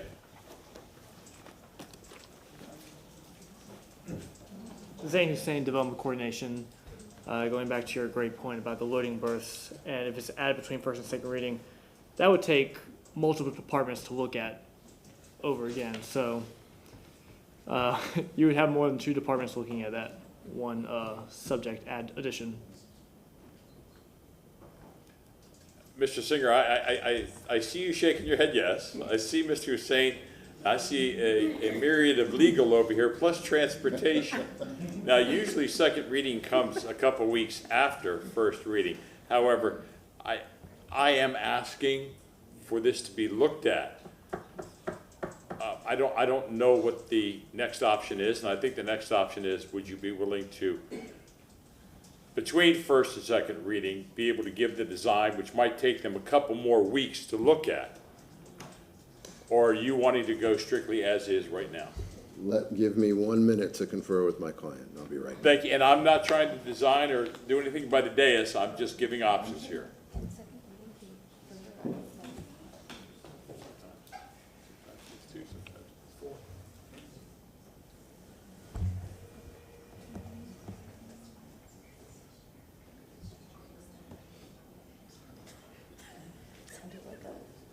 Then that's fine, that's fine. I'll tell you what we're gonna do. It's not my concern, I am just chair, just leading this meeting. So that's my question. We'll let it go there. Hang on, we'll let it go there. I'm only one vote. So, public comment at this time. Uh-oh, legal's over here, hit me. Susan Johnson, Velez Legal Department. So I know that, I just want to remind council, you've got 3 applications that you're going to be hearing Correct. public comment on. So the first one, and I know that we're a little focused on the rezoning now, but the comp plan amendment before you is, again, the comp plan amendments are major policy decisions. So although we're focused on the minutia of the rezoning for this particular applicant and this particular proposal, council needs to keep in mind that if you approve, right, your consideration of the comp plan amendment, that you're approving that level of density and intensity without regard We can to work on things later. the specificities of the project. And so I just wanted to remind you that without bonus, this comp plan amendment proposal will increase the FAR to 2.75, and I believe this project is at 2.74 FAR with this current proposal in the rezoning. Thank you. That's all I have. Thank you. Everyone, please, thank you for indulging me in my concerns. Public comment? Go ahead, sir. And please state if you have been sworn in, because we saw some other people come in. Yes, sir. My name is Jose Gomez. I have been sworn 2101 West Kennedy Boulevard. I'm the proprietor for House of Shadows Gallery. And first would like to apologize for all the last minute emails that you received. We ourselves just learned about this hearing 24 hours ago. I know that may be surprising, but it's just as surprising to us that, Zaina's wonderful job as that he did, no pictures were representative of our gallery storefront, nor of any of the other vendors other than Jersey Mike's. We moved in about 1.5 years ago. We opened our gallery just as the vaccines were released. We have run art shows for the last 7-8 years all over Tampa Bay, and we wanted to create a space for artists to have in the wake of what was a very slow upturn for spaces. Since then, we've featured over 300 artists, over 1,500 works. The space is far from underutilized. We pack the space with 300 to 1,000 visitors just on an opening night in our space. The reason why the neighborhood wants more parking is because the current parking is inadequate. They've been there for years, and go to our space at 12 o'clock and you won't find a parking space on the street or in any of the lots because we're using it. Our clients utilize it. Our events utilize the space, and we're certainly utilizing that space, and we continue to grow. We're far from being underutilized. The further pain point for us is that, in case anyone doesn't know in the room, our lease ends on January of 2024 with an option to extend for another 3 years at the current rate. We're one of those long-term leasers. The problem is that there's a clause in our lease that was specifically placed there for a deal like this that states that when a permit is sought for demolishing of the unit, we have 120 days to vacate, regardless of the options, regardless of the lease itself. So we're 4 months at any given time from losing a space that we have put over $100,000 into, with 4 months' notice for us to find another space, a space that's become the best art gallery in all of Tampa. As a matter of fact, there's no art gallery like ours anywhere in Tampa. We're meeting the criteria of helping to build the city's art infrastructure, support for artists, and support for the things that they do. We weren't notified of today. Nobody knocked on our door in spite of the community outreach that supposedly was done. No one called us. We received no letters. The notice for this hearing, as a matter of fact, the sign was placed on the back alley that you saw there in the pictures. It wasn't placed on the building itself. There were no offers for integration of our business with this plan. We were even forced to abandon an AB special use too that Zane himself was helping us with because of this issue. So we understand the need for business and profit and housing needs, all of that, but what we actually really need is a written, clear, and binding plan of intentions, a reasonable, accurate timelines, cooperation, and assistance in transition if that's the intention. And we're requesting also that the city recommend resources for the preservation of our gallery as well as power storage as well, two very powerful art resources in this city. Thank you. Thank you. Chairman, I don't know whether it's appropriate for me or for legal to opine on this, but quite frankly, that's outside the scope of what your duty is with regard to reviewing these applications. I'm not a lawyer, but I was going to say that. You have 3 different requests here because you decided to allow to combine these projects, these applications, into one presentation. The first question that you're going to have to vote on would be the comprehensive land use. And that is whether it's appropriate that the density that has been placed in your current comprehensive plan is acceptable to be increased, and is the criteria that supports that a basis for doing that. The second one is the vacation, and if you need to have that criteria, Ron Wigginton is here to do that and explain that to you. And the third one is the rezoning, and that is the compatibility with what's existing and the other criteria that's in your staff report. Each of your staff reports are different because each of them have different criteria. With regard to relationships between present landlords and present tenants, that is outside the scope of what you, as a land use board, are permitted to do. And I would advise against making that a basis for criteria. If you were to deny something on the basis of a private agreement between a landlord and a tenant, that would be a basis for certainly a review by a court. So my advice to you, counsel, and if legal wants to add anything to what I've said, I'd appreciate that. But seriously, the concerns of the speakers who discussed this certainly are heartfelt and certainly are significant to them, but in terms of what legally you are responsible for and required to do, it is outside of your purview. Councilman Miranda. Thank you, Chairman. I was going to mention that in my opinion, and I'm not a lawyer, that the city of Tampa is not privy or any part of the concentration of the contract between the landlord and the property that was leased to the tenant. So therefore, we're not part of that operation. We should not get involved in that. And that was up to the negotiation of the two parties that came together for some reason and leased the operation under those conditions. That city of Tampa was not involved. Therefore, we can't get involved. Councilman Goods. I was gonna ask Mr. Shelby that when you're talking about giving notice, notice is given to the property owner. Is there anything in our code chart that the property owner should be giving notice to that tenant or not? Tenants do not get notice, and I believe we can, actually, I don't want to testify to that. That's a question for Mr. Hussein. That would be more appropriate for you to ask that question of staff. Staff? So they can testify to that. He's in conference now. He is, with transportation. Did you want to repeat, this is not a transportation question, but it's a question that Councilmember Miranda stated as a result of testimony that he heard. Mr. Miranda, did you want to repeat that, or do you want to? No, what I'm saying, the city was not involved in the actual contract or the leasing of the property between the owner and the tenant. That was a lease that was done separately without any city interference. They didn't come to us for anything and shouldn't come to us for anything. But the question was whether tenants get notice. I asked that He question. said, Oh, I'm sorry, that was Councilman Goods. said. I'm sorry. The question was, Jane, when giving notice, is notice only given to the property owner, or should is the property owner in our code, saying the property owner, if he receives notice, gives notice to that tenant? That's what I'm asking. If I may respond to Yes, that question, Councilman Goods, Chapter 27 requires notice to go to property owners within 250 feet of the site. It's not required to go to tenants. One of the challenges with that concept is there's no objective way for the city to determine who the tenants are at any point in time. Tenants change, whereas with the property owners, we ask the applicant to get that information from the Hillsborough County Property Appraiser's website. So the tenants are not. However, I did look at the affidavit of compliance with the notice requirements filed by the applicant, and one gentleman mentioned that there was only one sign on the alley.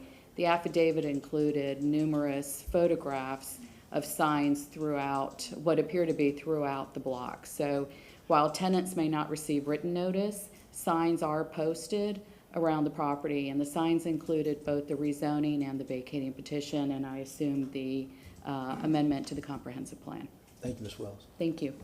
Councilman Hurtak. Ms. Wells, I understand that the property owners are the ones that receive the notice. I don't agree that we can't find the tenants because we have their address. Well, that's a great conversation for another day. Okay, but that's what I'm saying. So we can discuss that another time. Thank you. Okay. Let's continue with public comment. Council members, I am Wesley Weisenberger. I've lived in the neighborhood for 32 years at 1919 West North A. I've seen it change. And we accept change every day. This 2117 West Kennedy, we have been in communication with this company many times. They have called, they have chatted, they have shared. We have seen every schematic they've had.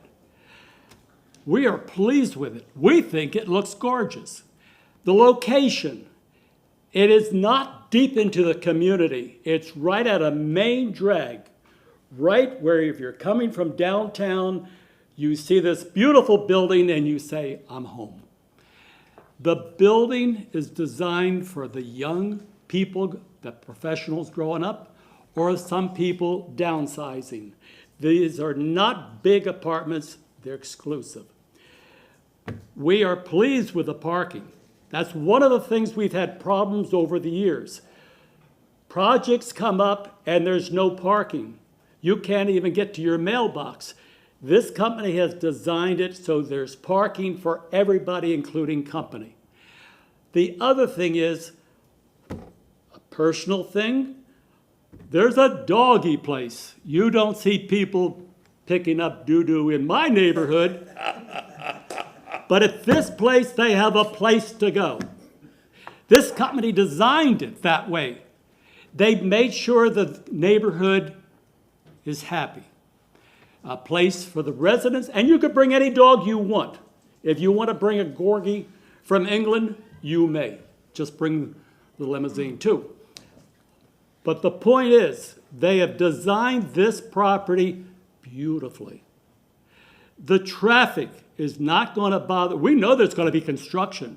We know there's going to be dust and everything, but we've gone through it. There are some beautiful projects, not enough parking. There are some projects where it's right on the street. Everybody's parking everywhere. This place is designed nicely. If you look at it, if you walk out of any of those units, you don't need a car. You could put your finger out and call a cab.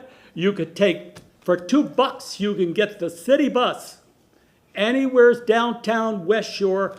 And if you want to go to the beach, get the other bus. That location is perfect for us.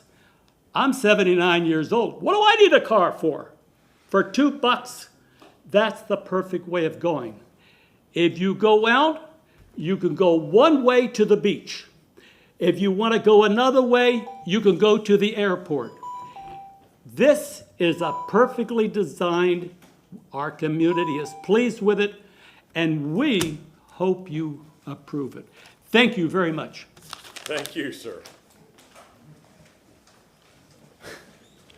Mr. Chair, if I may.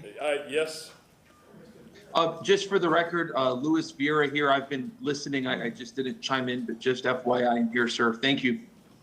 Let the record reflect that Councilman Vieira has joined us via the internet. Thank you, sir.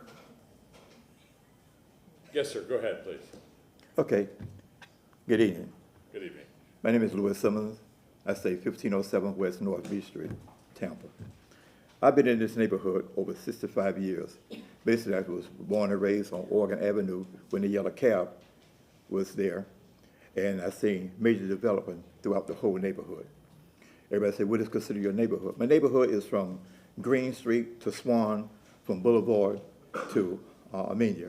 That was my whole general neighborhood. I've been in that area for over 65 years. The project they're developing, we had meetings and things about it, and I had basic three concerns. Number one, would it be housing for elderly when they want to actually move out of their house and scale down? They say yes. I say, okay. The second major problem was when it's like 2 seconds of rain within Florida that we get once in a while, Kennedy Boulevard actually floods up. And when the development came in and was talking to me, they figured they actually have storm drains to take all of the excess water off the street. Because when Kennedy floods up, everybody have access or detour to North B Street. North B Street used to be a nice, smooth pavement, but now we have rough areas because all vehicles, commercial and residential, come through there, and they tear up the streets when Kennedy Boulevard is flooded. So they say they put more storm drains in there to, alleviate half the water in the area so it could be a clear passage. And only thing I say, okay, since you're doing that, since you have restaurants and things of that nature there, because I used to be a restaurant owner, where you have facility for grease traps and water. And they said, yes, we have that provided too. Okay, about the building itself, it's a nice building, nice structural, from looking at all the plans. I heard you earlier about the parking situation, because actually when they built 3 years or 4 years ago on Oregon, all the residents there, they have surrounding parking inside the facility and outside the facility, and have them blocking the streets when they park on both sides of the street. So instead of being a two-way traffic for back and forth, you have to weave in out to actually get to a narrow, another intersection to get through. So now they say they will have parking, so that's eliminate half the residents to have parking so they can have easy access to the street. That's the only thing I had as a question while I was talking to the developers and things of that nature there. But everything else, through the meetings that we have and through all the meetings that we had, through all the meetings we have, everything seemed to be okay, and I think it would be a nice development in my neighborhood. Thank you. Thank you.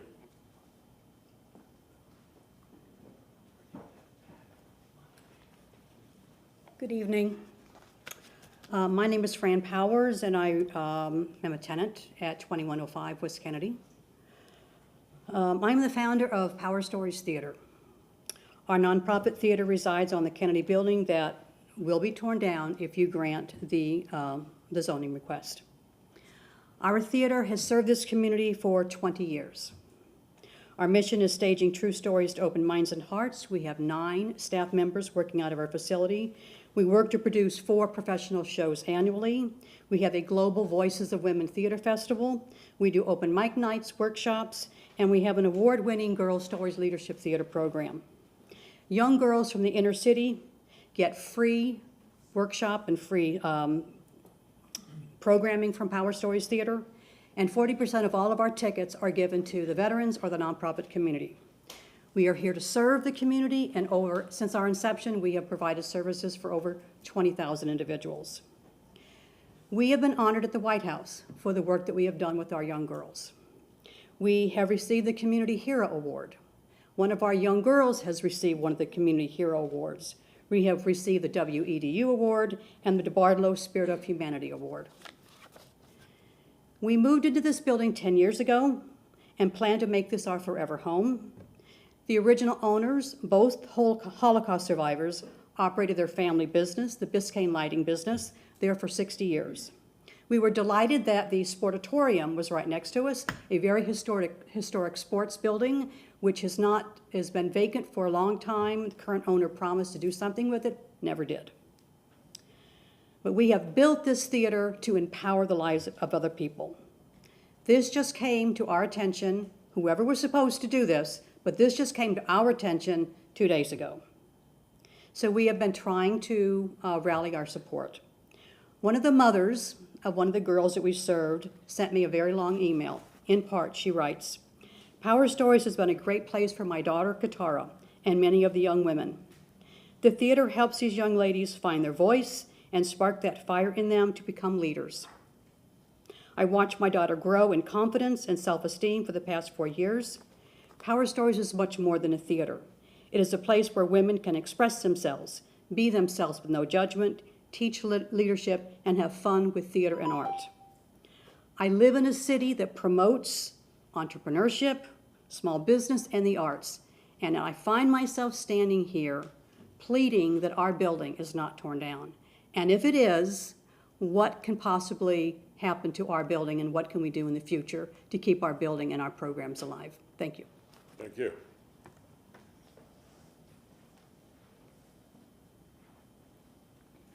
City Council members, as Jose indicated, what was conveniently missing from that earlier presentation were photos of Power Stories, House of Shadows, a bridal shop, and a spa. I'm here to ask you not to change our zoning and don't allow a St. Louis developer to level a 20-year history that sits where they plan to build a gargantuan apartment. In the existing shopping complex on the chopping block, Power Stories Theater has been a vital and beloved part of the community on Kennedy Boulevard. We are the only theater that offers internships to the students at University of Tampa. Fran Powers built the professional nonprofit theater from the ground up, turning it into a space recognized even by Michelle Obama in the White House. During the pandemic, despite the doors being closed, she never missed a payment to the landlord. The architecture plans that were submitted tonight weren't something that was drawn up overnight. This has been something that's been in the works. This is unethical. It was a calculated plan, despite the landlord only now mentioning for the very first time this week that it was something that they were looking at options for the building. We wouldn't have known there was a public meeting on the zoning had it not been for that lone sign in the back alley, despite what was said that there were multiple photos.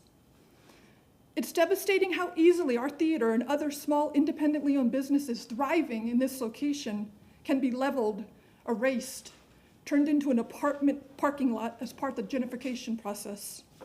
We have reached out to the media, and basically tonight we're on all the TV stations. Had we known this plan was in the works, we would have had time to make other arrangements. We wouldn't have announced our 23rd season without having a viable facility in place, instead of being blindsided and having the rug ripped from beneath our feet. If you change the zoning, how are you going to help us relocate and preserve our 22-year history, our legacy? I implore you, please don't change our zoning and allow an outsider to come into our community and destroy the livelihoods of many small business owners. Our community needs and values the arts. Our community needs small business. They need power stories where it is.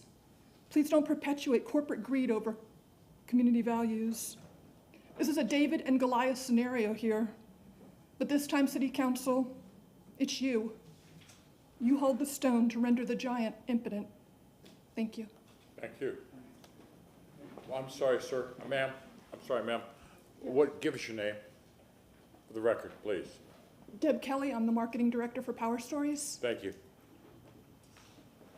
Hello, Christine Kent, participant at Power Stories. I come from Los Angeles, a very cultural city, and moving to Tampa, had a very hard time, still having a hard time finding the culture here, finding the arts here that is supported. And Power Stories allowed me to do that. I thank them very much. I am amazed that they allow Jersey Mike's to continue and not these amazing places that house these artists.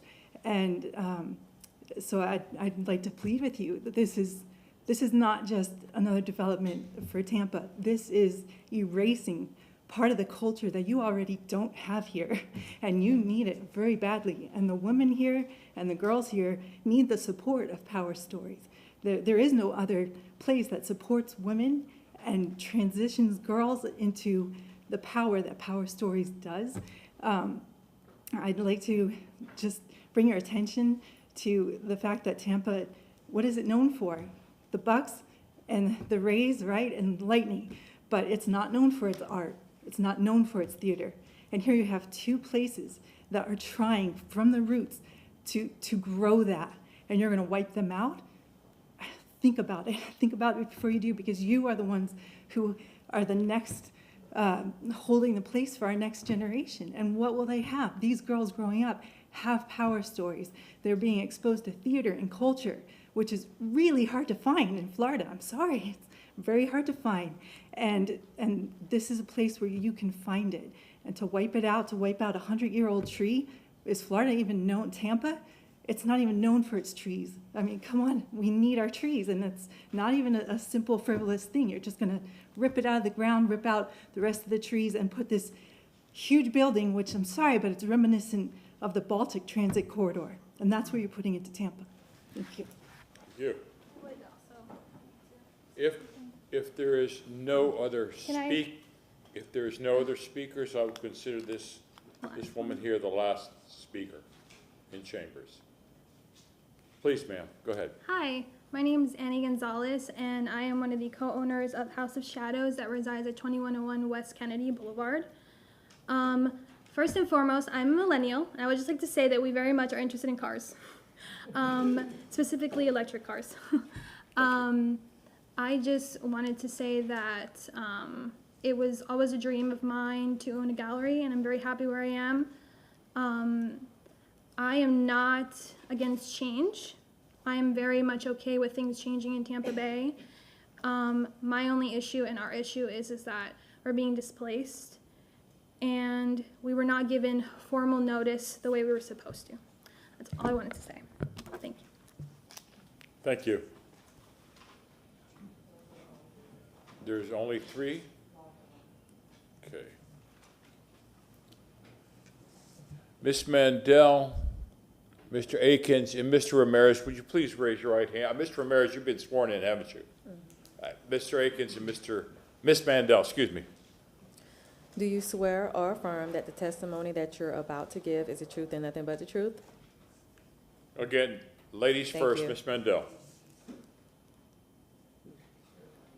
You have to unmute yourself.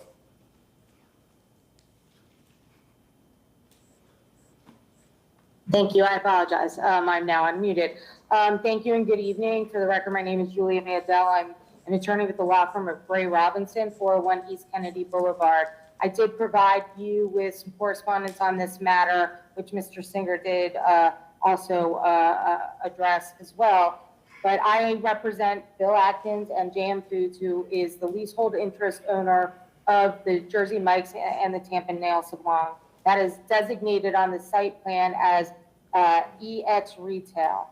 And I will say this, just kind of listening to what's happening, while I do think that the applicant did make efforts to reach out to the community, it does seem to appear that they did not spend as much time reaching out to the several tenants that live or are within that area. So I don't know why that is, but that did occur, and I will acknowledge that, of course, as tenants, we don't have separate rights for notice, but we were aware that this was moving forward, and I have been working with Mr. Atkins on that.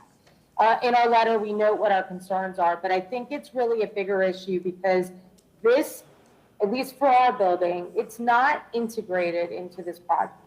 It's sort of an afterthought of an out parcel, and I understand that may be because of leasehold interests that are not city council's concern. That being said, when you're looking at a project and you're looking at it, its overall capacity and what you're trying to accomplish, you need to look at the project as a whole. And my sense is this project wasn't really looked at as a whole, especially it relates to this building.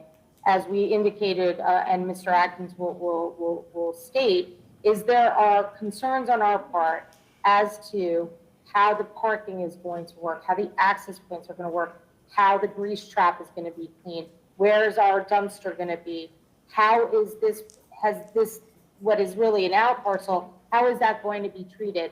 And while maybe that's just a leasehold interest, it's really not, because the site plan is holding that out.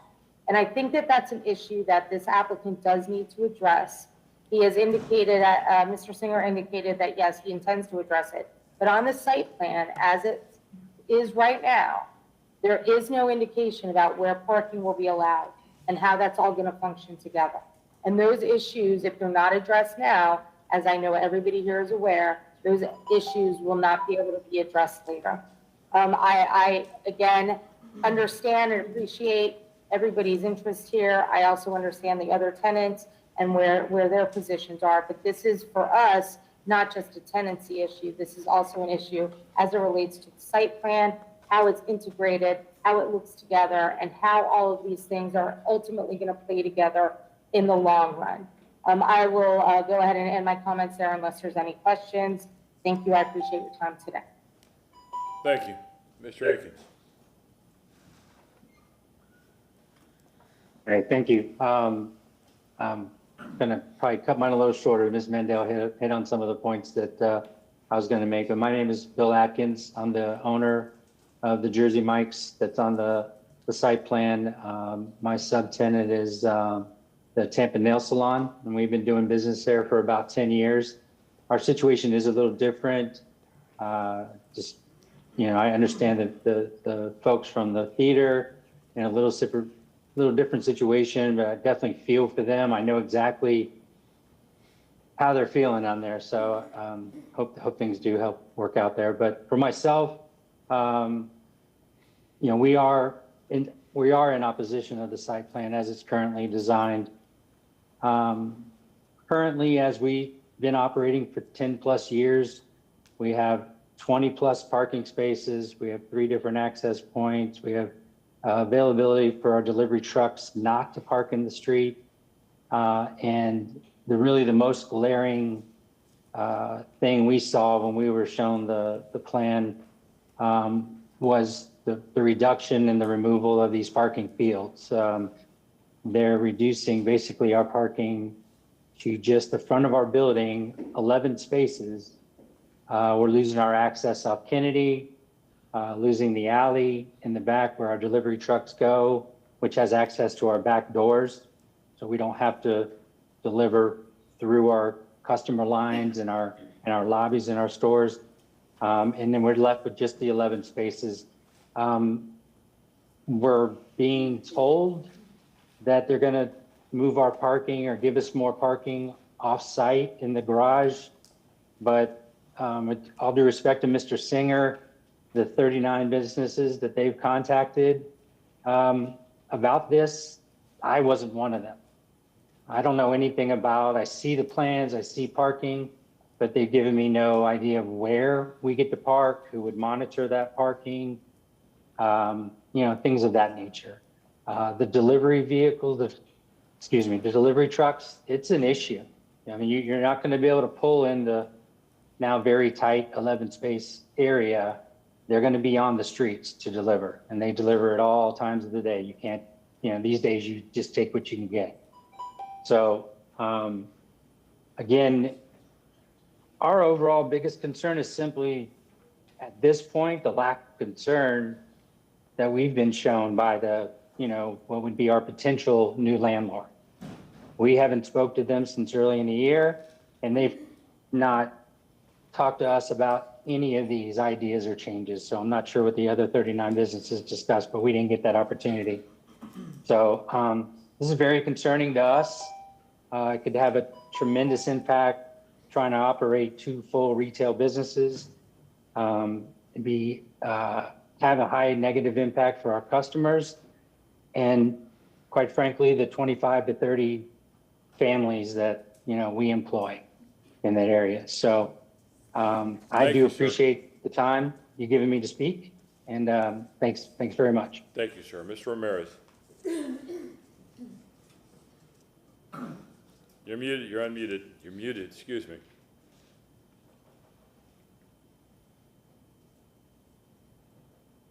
Can you hear me now? Yes, sir.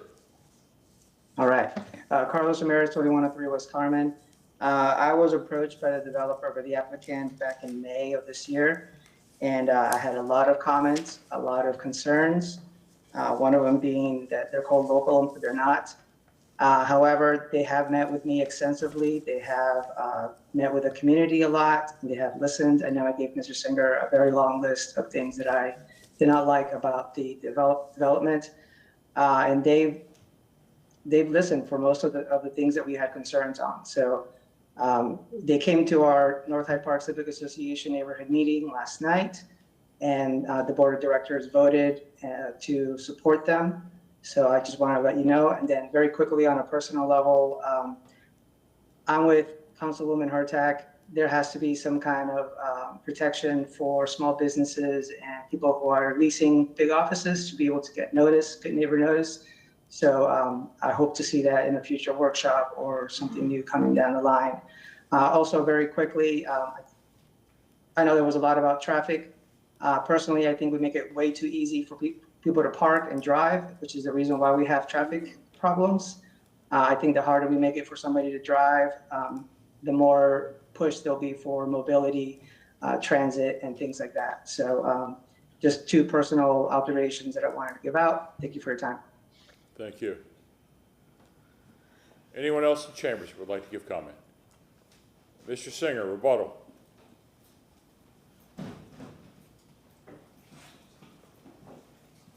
Okay. Mr. Chair. Councilman Carlson. Yeah, I have some comments I want to make. Would you and the petitioner like me to make them now so he can rebut them, or wait? It's better to speak now. If you wish, if you have questions or something that you'd want the applicant to address, it's best to do it before. Or I can make a comment. Right. I can make a comment and then he can respond to it.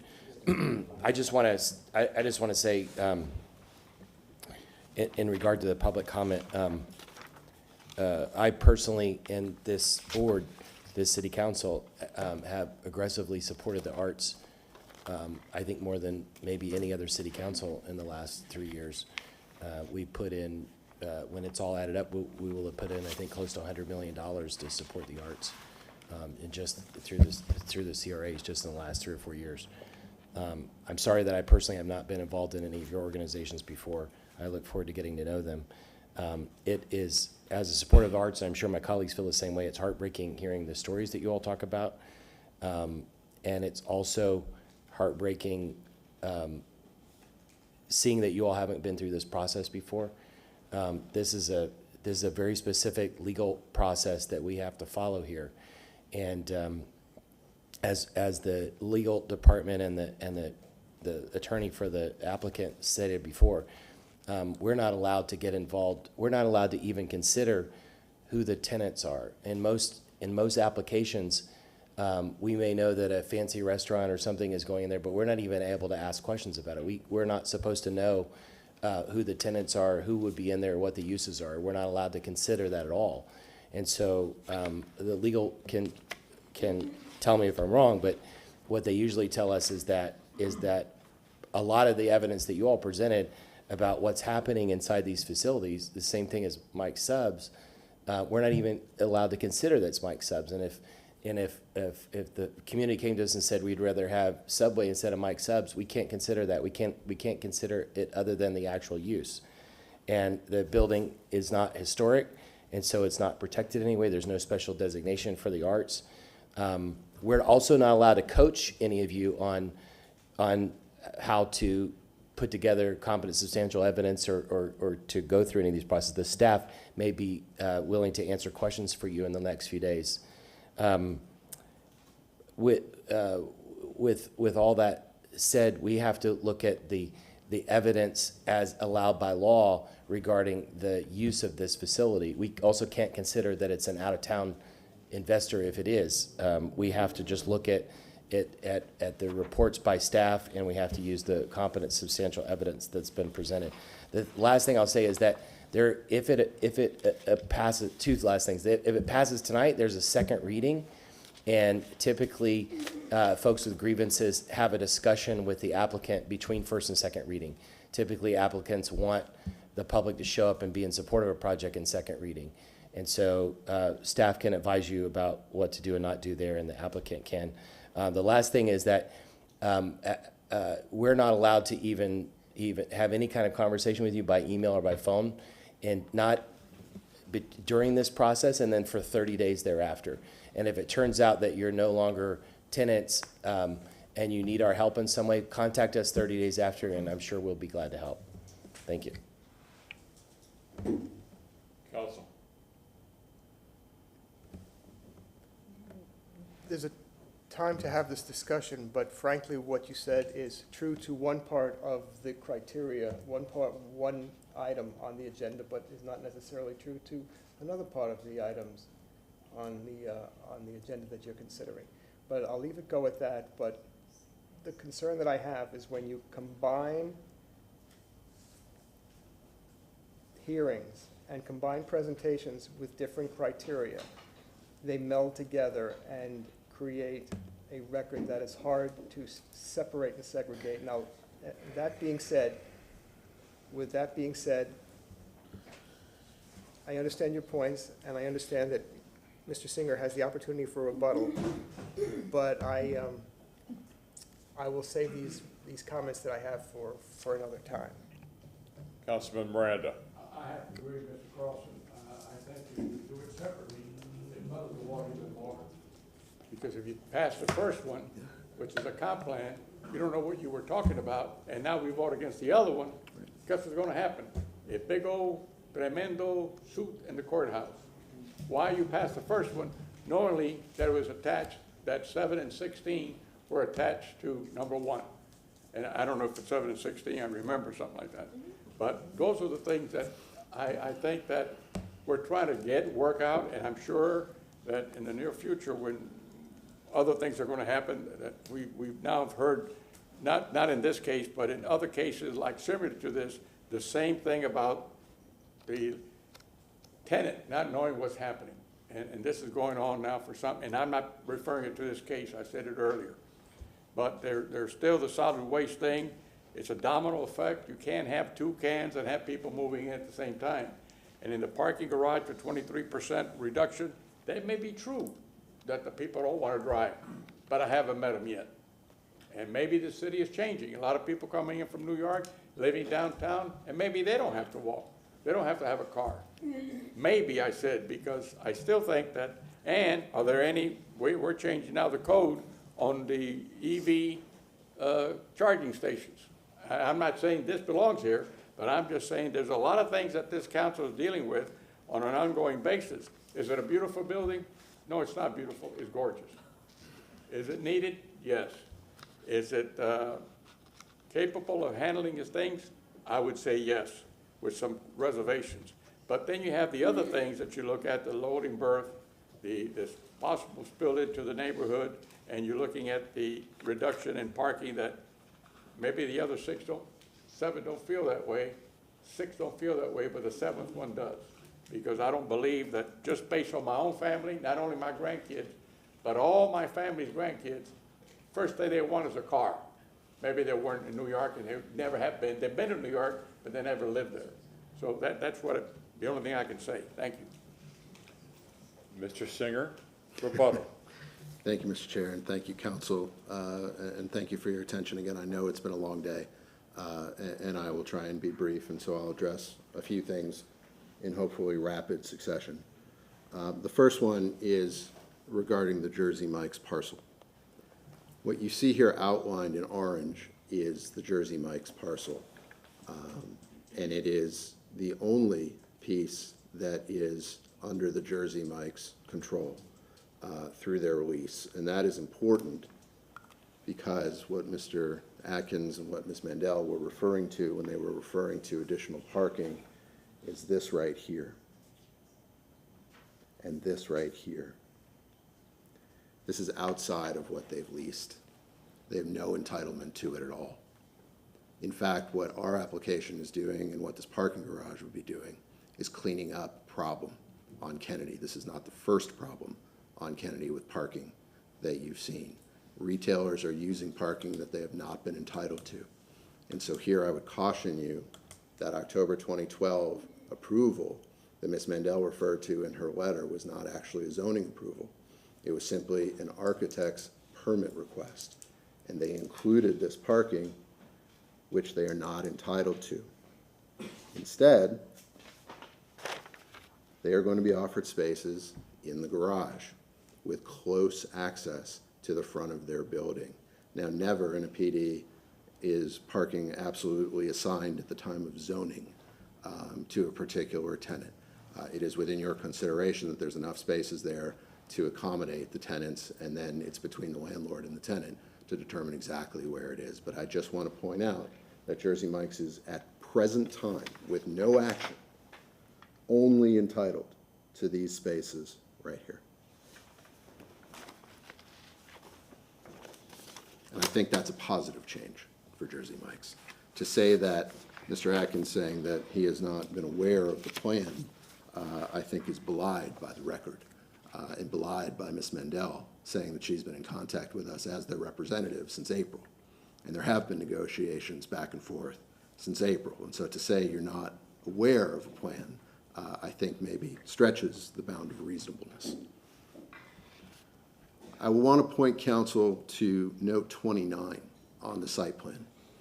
Note 29 says all move-ins and deliveries utilizing the loading space shared with solid waste will be coordinated by the leasing office to avoid conflicts with trash pickup times. All loading will occur within the approved times. That is on the site plan. That has been negotiated with city staff and the applicant. And there is nothing in the record of any concern from any residents about loading or about deliveries. The last thing that I would point you to again is the incredible amount of outreach. Now, we've heard from some tenants, and I share your frustration, I share their frustration. We did the best we could. We did everything we could under the code. We held community meetings. We knocked on doors. Every single owner has been aware of this, has been involved since the beginning. The fact that they are not sharing this with their tenants, you can't punish the applicant for that. It's not reasonable. Your legal staff has told you you can't consider tenant leases in this, and unfortunately, I have to agree with them. And I want to point you to the support that this applicant has gained from the North Hyde Park Civic Association and the North Hyde Park business alliance and how difficult it is to get these community groups to embrace a mixed-use development such as this. There's nothing in the record suggesting that UMU 60 is incompatible on the northern part of the site. There's nothing on the record suggesting that these alleys should not be vacated. There is robust discussion on the zoning, but again, the tenants who occupy the retail space simply can't be considered in your deliberations, and I would ask that you respect that. I think this applicant has gone over and above, not only in their redesign, not only in their outreach to the community, but in their consideration of compatibility with the Kennedy Transit Corridor in our growing city. And I'd ask that you approve these 3 applications. I see. I'd like for him to finish. He's been interrupted twice in his rebuttal. I'd like to see him finish, and then we can ask our questions. And with that, I certainly would answer your questions if you have any. Thank you very much. Councilman Goods, you're welcome. Mr. Singh, could you put back up the community engagement? Yes, sir. And legal is right, Mr. Shelby is right, we can't intertwine the tenant. But in my key mind, when I look at, we knocked on 260 doors. And these properties are on the property that you're trying to get rezoned. In my mind, and if that case, a knock on their door, regardless if they own the building or not, is operating. So may I address that? Yes, sir. There is a legal problem with an applicant who does not own a piece of property coming to a tenant who is in a lease with another landlord and discussing a potential ownership scenario. It's not allowed. It's tortious interference with their contract. We cannot do it legally as much as we would like to do it. All right, well, I'm glad you explained that for the record. That's why I asked that. Yes, sir. Because maybe they don't know that, because they're saying that they weren't notified and you knocked on doors, so that's why I brought that out. So, you know, there's some legal issues there. We can't control that, but now they know that there's a situation that's against the law. Yes, sir. Thank you, sir. Any further questions for the applicant?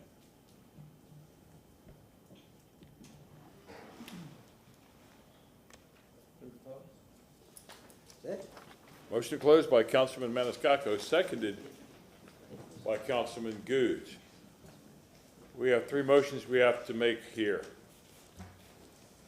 The first one will go to Councilman Maniscalco, file number TA.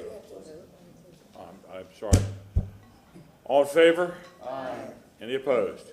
Thank you. The first vote we will have to make is file number 1, file number TA CPA 22-03. Councilman Maniscalco. Thank you very much, Mr. Chairman. I have an ordinance being presented for first reading consideration, an ordinance amending the Imagine 2040 Tampa Comprehensive Plan Future Land Use Element, Future Land Use Map for the property located at 2110 West North A, 105 and 107 North Westland Avenue, 108 North Albany Avenue number 1 and 2, and 110 and 112 North Albany Avenue, from community mixed use 35, CMU 35, to urban mixed use 60, UMU 60, providing for a repeal of all ordinances in conflict, providing for severability, providing an effective date. Second. We have a motion made by Councilman Maniscalco, seconded by Councilman Vieira. Roll call vote. Miranda, No. Hurtak, Yes. Carlson, Yes. Goods, Yes. Vieira, Yes. Maniscalco, Yes. and Citro. Yes. Motion carried with Miranda voting no. Second reading and adoption will be held on October 20th, 2022 at 9:30 a.m. Councilwoman Hurtak, will you take item number 7, VAC 22-16? Yes, an ordinance being presented for first reading consideration, an ordinance of the City of Tampa, Florida vacating, closing, discontinuing, and abandoning that alleyway right-of-way located north of Kennedy Boulevard, south of North A Street, east of Westland Avenue and west of Albany Avenue within the plat of Westland subdivision in the city of Tampa, Hillsborough County, Florida, as more fully described in Section 2 hereof, subject to certain covenants, conditions, and restrictions, as more particularly set forth herein, providing for enforcement and penalties for violations, providing for definitions, interpretations, and repealing conflicts, providing for severability, providing an effective date. Second. A motion made by Councilwoman Hurtak, seconded by Councilman Maniscalco. Is there any further discussion on this? Roll call vote. Carlson? Yes. Hurtak? Yes. Goods? Yes. Viera? Yes. Maniscalco? Yes. Miranda? No. And Citro. Yes. Motion carried with Miranda voting no. Second reading and adoption will be held on October 20th, 2022 at 9:30 a.m. Councilman Goods, will you handle agenda item number 16, REZ 22-71? Yes, Mr. Chairman, REZ-2271. Ordinance been presented for first reading consideration. In ordinance, rezoning property in the Juniper City of 2110 West North 8th Street, 105, 107 North Westland Avenue, 106, 110, and 112 North Albany Avenue, 108 North Albany Avenue, number 1 and number 2, and 2101, 2117, and 2121 West Kennedy Boulevard in the city of Tampa, Florida, fully described in section 1 from zoning classification CG General, Commercial General, and RM 16 Residential Multifamily to PD Plan Developed Residential Multifamily Retail Sales Restaurant Personal Service Provide Effective Date. Second. Will you expand a little bit more on your findings, please, Councilman Goods?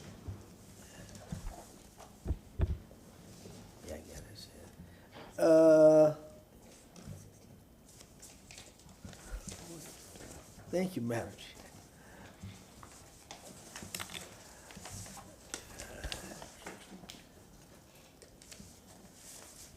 All right, I move the ordinance REZ 22-21, a direct revision shown on the revision sheet be made as the applicant has met the burden of birth to provide competent substantial evidence that the development as conditioned and shown on the site plan is consistent with the comprehensive plan and the city code, and I find that the requested waivers do not ever impact the public health, safety, and general welfare. Compliance with accountable goals, objectives, and policy and comprehensive plan. The proposed rezoning complies with land use policy 9.21 and housing policy 1.31, 1.3.3, and 1.3.4, which seeks to ensure the adequate supply of housing for Tampa's growing population and encourage providing housing through the redevelopment of vacant underutilized sites. The proposed rezoning complies with land use policy 61.2, which encourages residential, mixed-use retail, service, commercial, and other pedestrian-oriented uses along mixed-use corridors. Second. That includes the revision sheet. That includes the revision sheet. Thank you very much. We have a motion. We have a motion made by Councilman Goods, seconded by Councilman Maniscalco. Any further discussion? Councilman Carlson. Yes, I just, I'm going to vote no on this one, and I need to state the reasons why, based on the competent substantial evidence regarding the tree, the loading docks, the reduction in parking, and the accessibility of the building, and in particular to tenants. Any other further comments? I will make my comment. I believe the petitioner heard my concern. I am voting yes for this now, but again, I'm hoping the petitioner heard my concerns. Roll call vote. Carlson? No. Goods? Yes. Viera? Yes. Maniscalco? Yes. Miranda? This is the reason why I had a vote no, and the other two no. Hurtak? Yes. And Citro. Yes. Motion carried with Carlson and Miranda voting no. Second reading and adoption will be held on October 20th, 2022 at 9:30 a.m. Thank you. I have had a request that we take a 5-minute break.